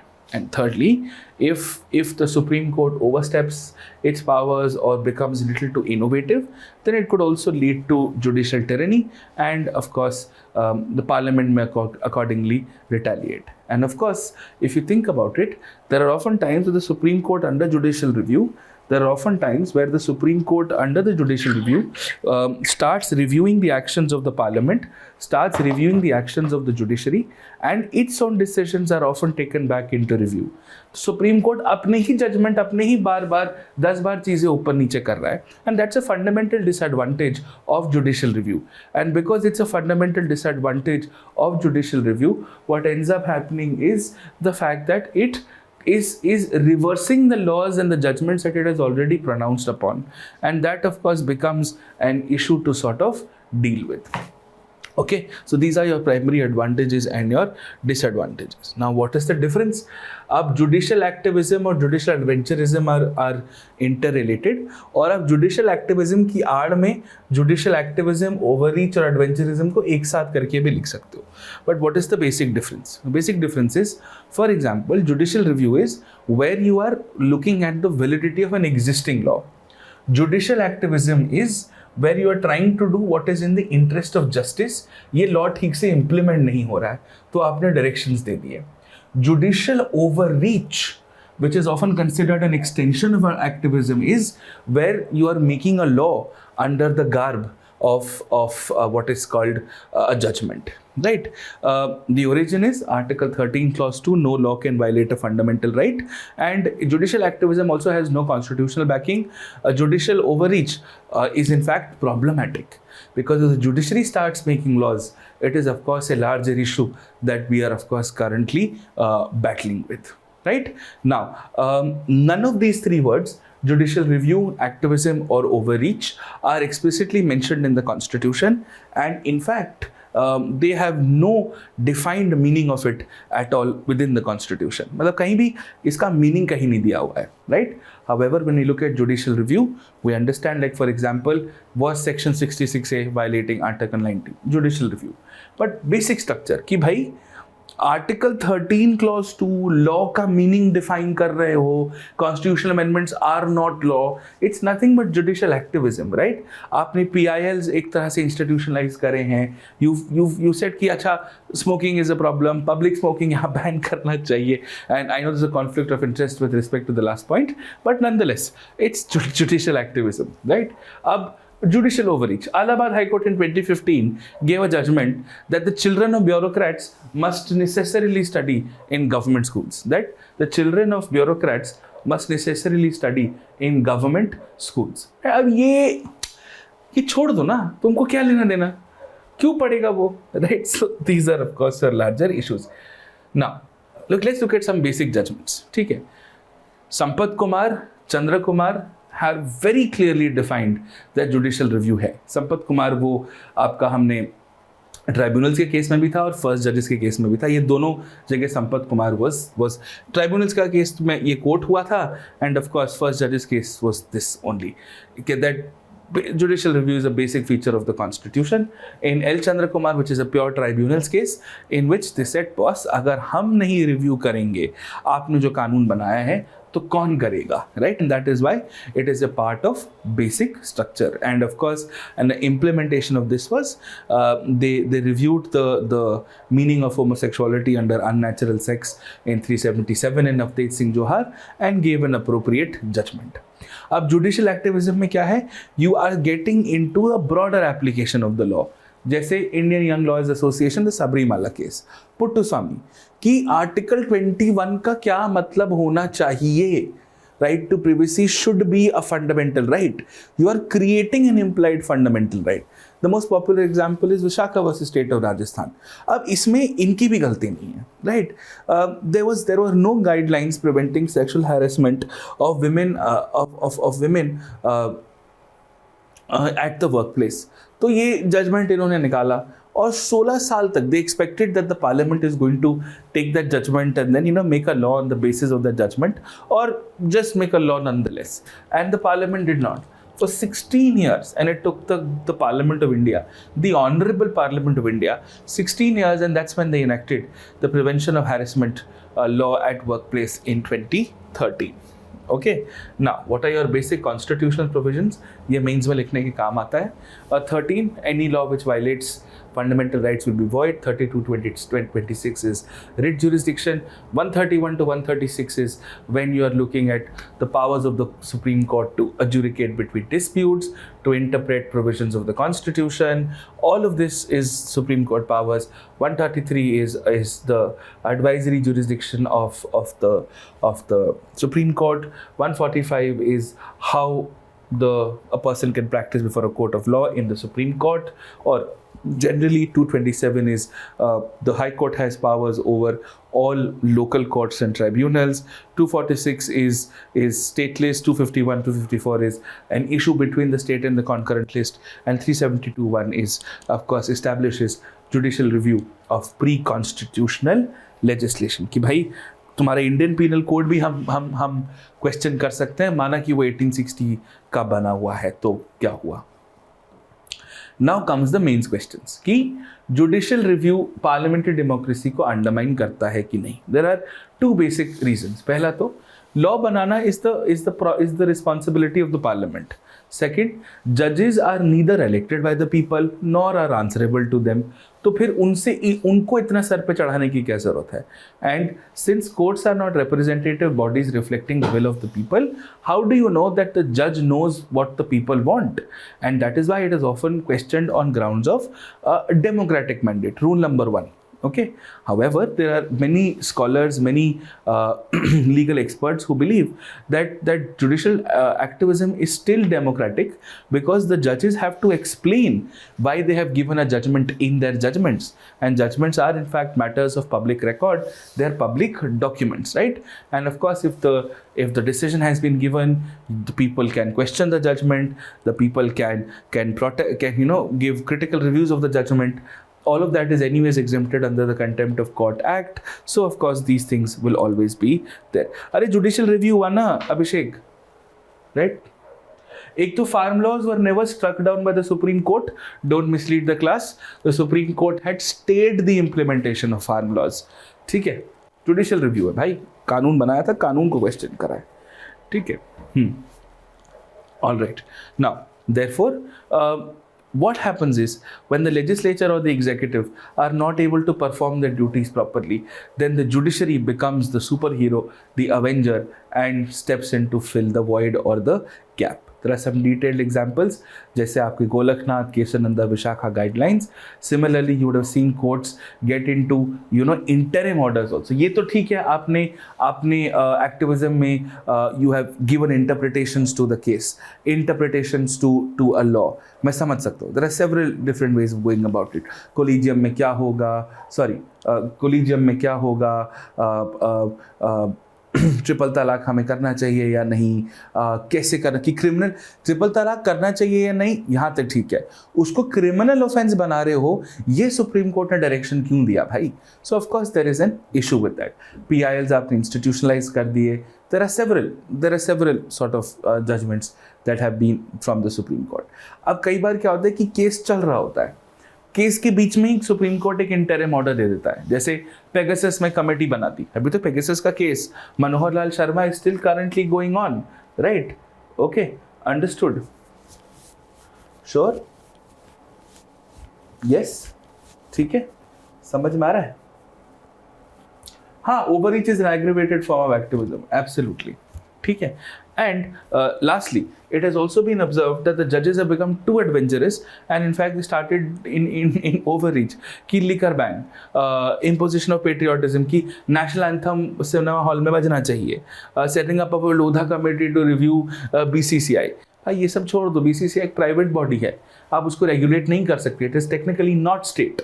तो या तो BCCI बंद करो, या फिर uh, make it all under the institutionalization of the state. So of course interim directions such as Shri Ram fertilizer gas leak, जिसमें plant को बोला बंद कर दो, compensation दे दो. देहरादून क्वारिंग केस में कि लाइमस्टोन क्वारी माइनिंग बंद करा दो. एनपीए के केस में यूपीए को बोला एक एसआईटी बैठाओ, special investigation team, to see पैसा ब्लैक मनी कहाँ आ रहा है, कहाँ जा रहा है, and of course have a better policy for drought. Now the supreme court judgment बोल देता है कि गेहूँ उगाओ, अनाज उगाओ, अरे उस पर छोड़ दो ना एग्रीकल्चर मिनिस्ट्री पे. So that is of course a larger issue that we have. Now, if you look at some more examples in that you can quote of review, activism and overreach, ऐसे करके लिख सकते हो. जैसे शंकरी प्रसाद, इंदिरा गांधी, राजनारायण वाला, Kesavananda Bharti, Sajjan Singh, Minerva मिल, ये technical judicial review है. अब उसमें जब वो इंटरप्रिटेशन देता है तो वो जुडिशियल एक्टिविज्म हो जाता है. So the line between judicial review and judicial activism is a very very thin line. In L. Chandra Kumar, the Supreme Court thankfully had given a very interesting dimensional idea to judicial review. And by the way, judicial review was originally from the American Constitution, and any law student, Navneet and everybody, you would have all heard of the Marbury versus Madison case. ये आप just as a show of exam में लिख सकते हो, but ये law optional के लिए ज़्यादा important है, आपके लिए नहीं है. ठीक है. But anyways, so L. Chandra Kumar gave 3 dimensions कि हम ये क्यों करते हैं. To ensure justice in executive action, to safeguard the fundamental rights which are enshrined in the Constitution, to decide on issues of legislative competence amongst the union and the states.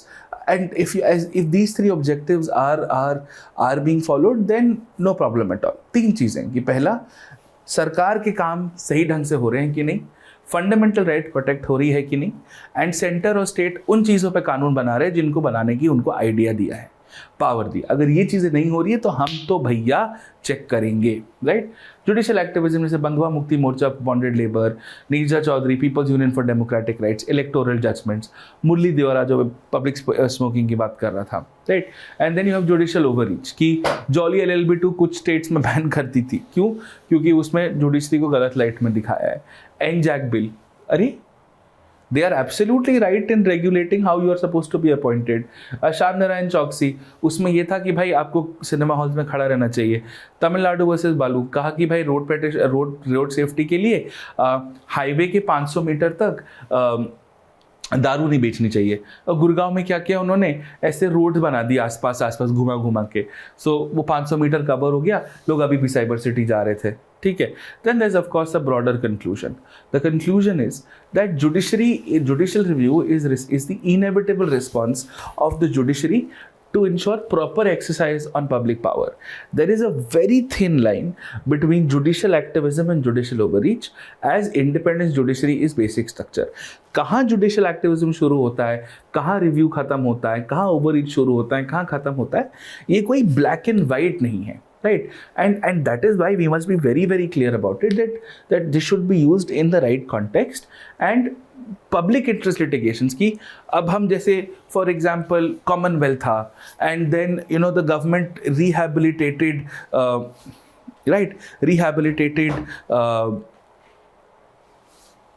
हाँ बिल्कुल Ritika.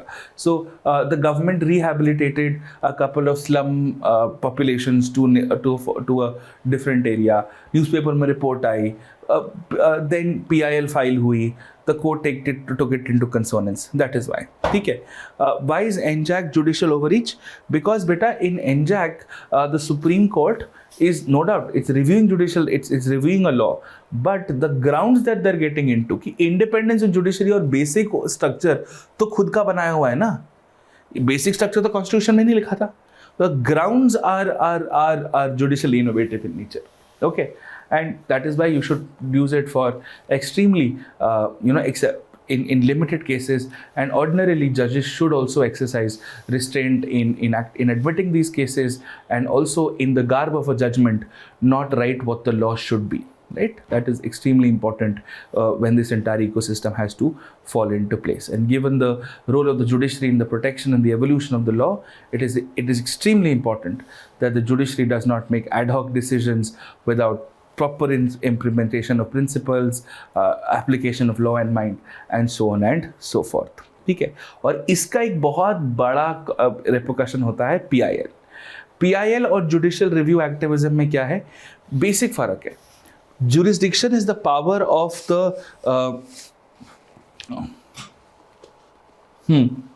Supreme court ने बनाया सुनील गावस्कर को BCCI का chairman.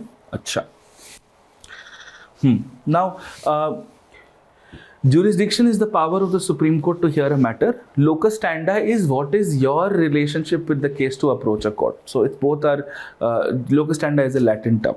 ठीक है। अब PIL में क्या होता है कि तुमसे लोगों का दर्द नहीं बर्दाश्त हुआ तो तुमने लोगों के बिहाफ पे पिटिशन फाइल कर दी, and the supreme Court get thousands and thousands of PILs on a yearly basis। ठीक है। So how a citizen can file a public case 32, 226 and 133 in the court of the magistrate under CRPC. Usually PILs are in the Supreme Court and the High Court, and the court must be satisfied that the writ petition fulfills some basic needs for a PIL, right?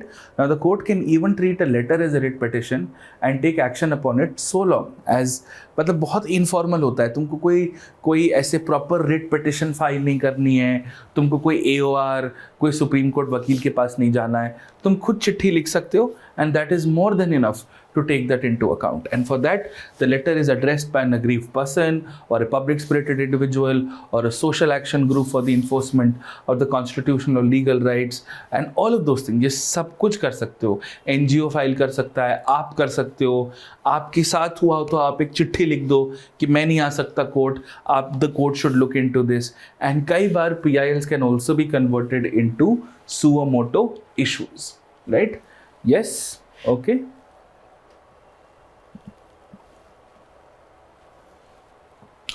अभिषेक सिन्हा ने judgement दे दिया है कि farm laws were not unconstitutional.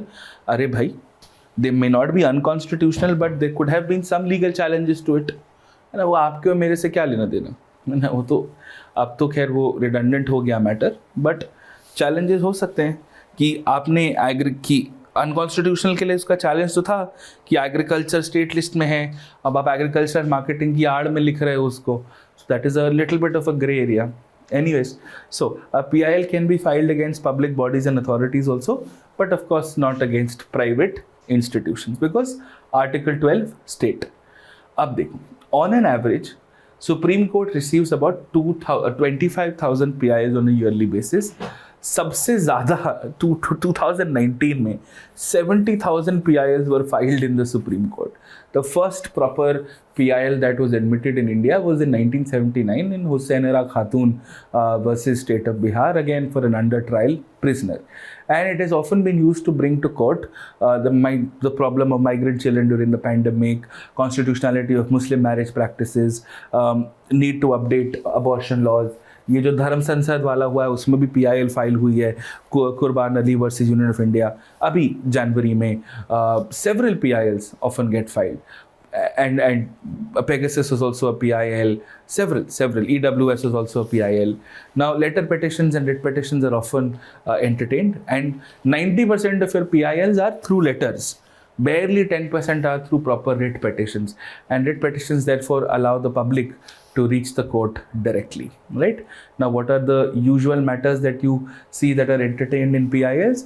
Bonded labor, neglected children, exploitation of casual workers, minimum wage nahi diya, women atrocities, environmental pollution, food adulteration, archaeological heritage and culture, and some important landmark cases, as I said, 79 Hussainara Khatun for prisoner trial conditions, MC Mehta for environmental preservation, Vishakha for sexual harassment, Parmanand Katara, which is where every member of the medical profession, चाहे criminal case हो ना हो, MLC हो ना हो, आपको medical treatment तो हर हालत में देना ही होगा, ठीक है। So these are some important landmark cases. Now there are some advantages and disadvantages of public interest litigations as well. पहली बात, it makes the access of court accessible to all. It ensures that there is justice for economically challenged sections. It provides for a platform for them to advocate their rights.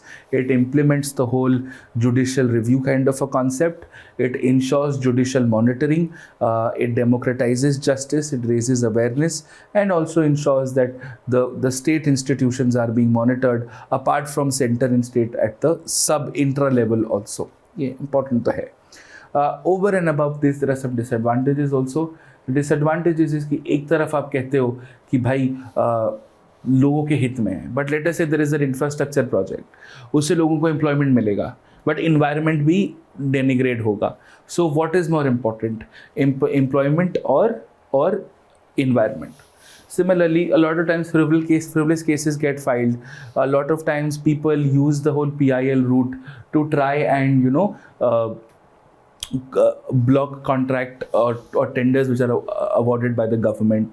And इसकी आड़ में judicial review, judicial adventurism, overreach भी कई बार हो जाता है.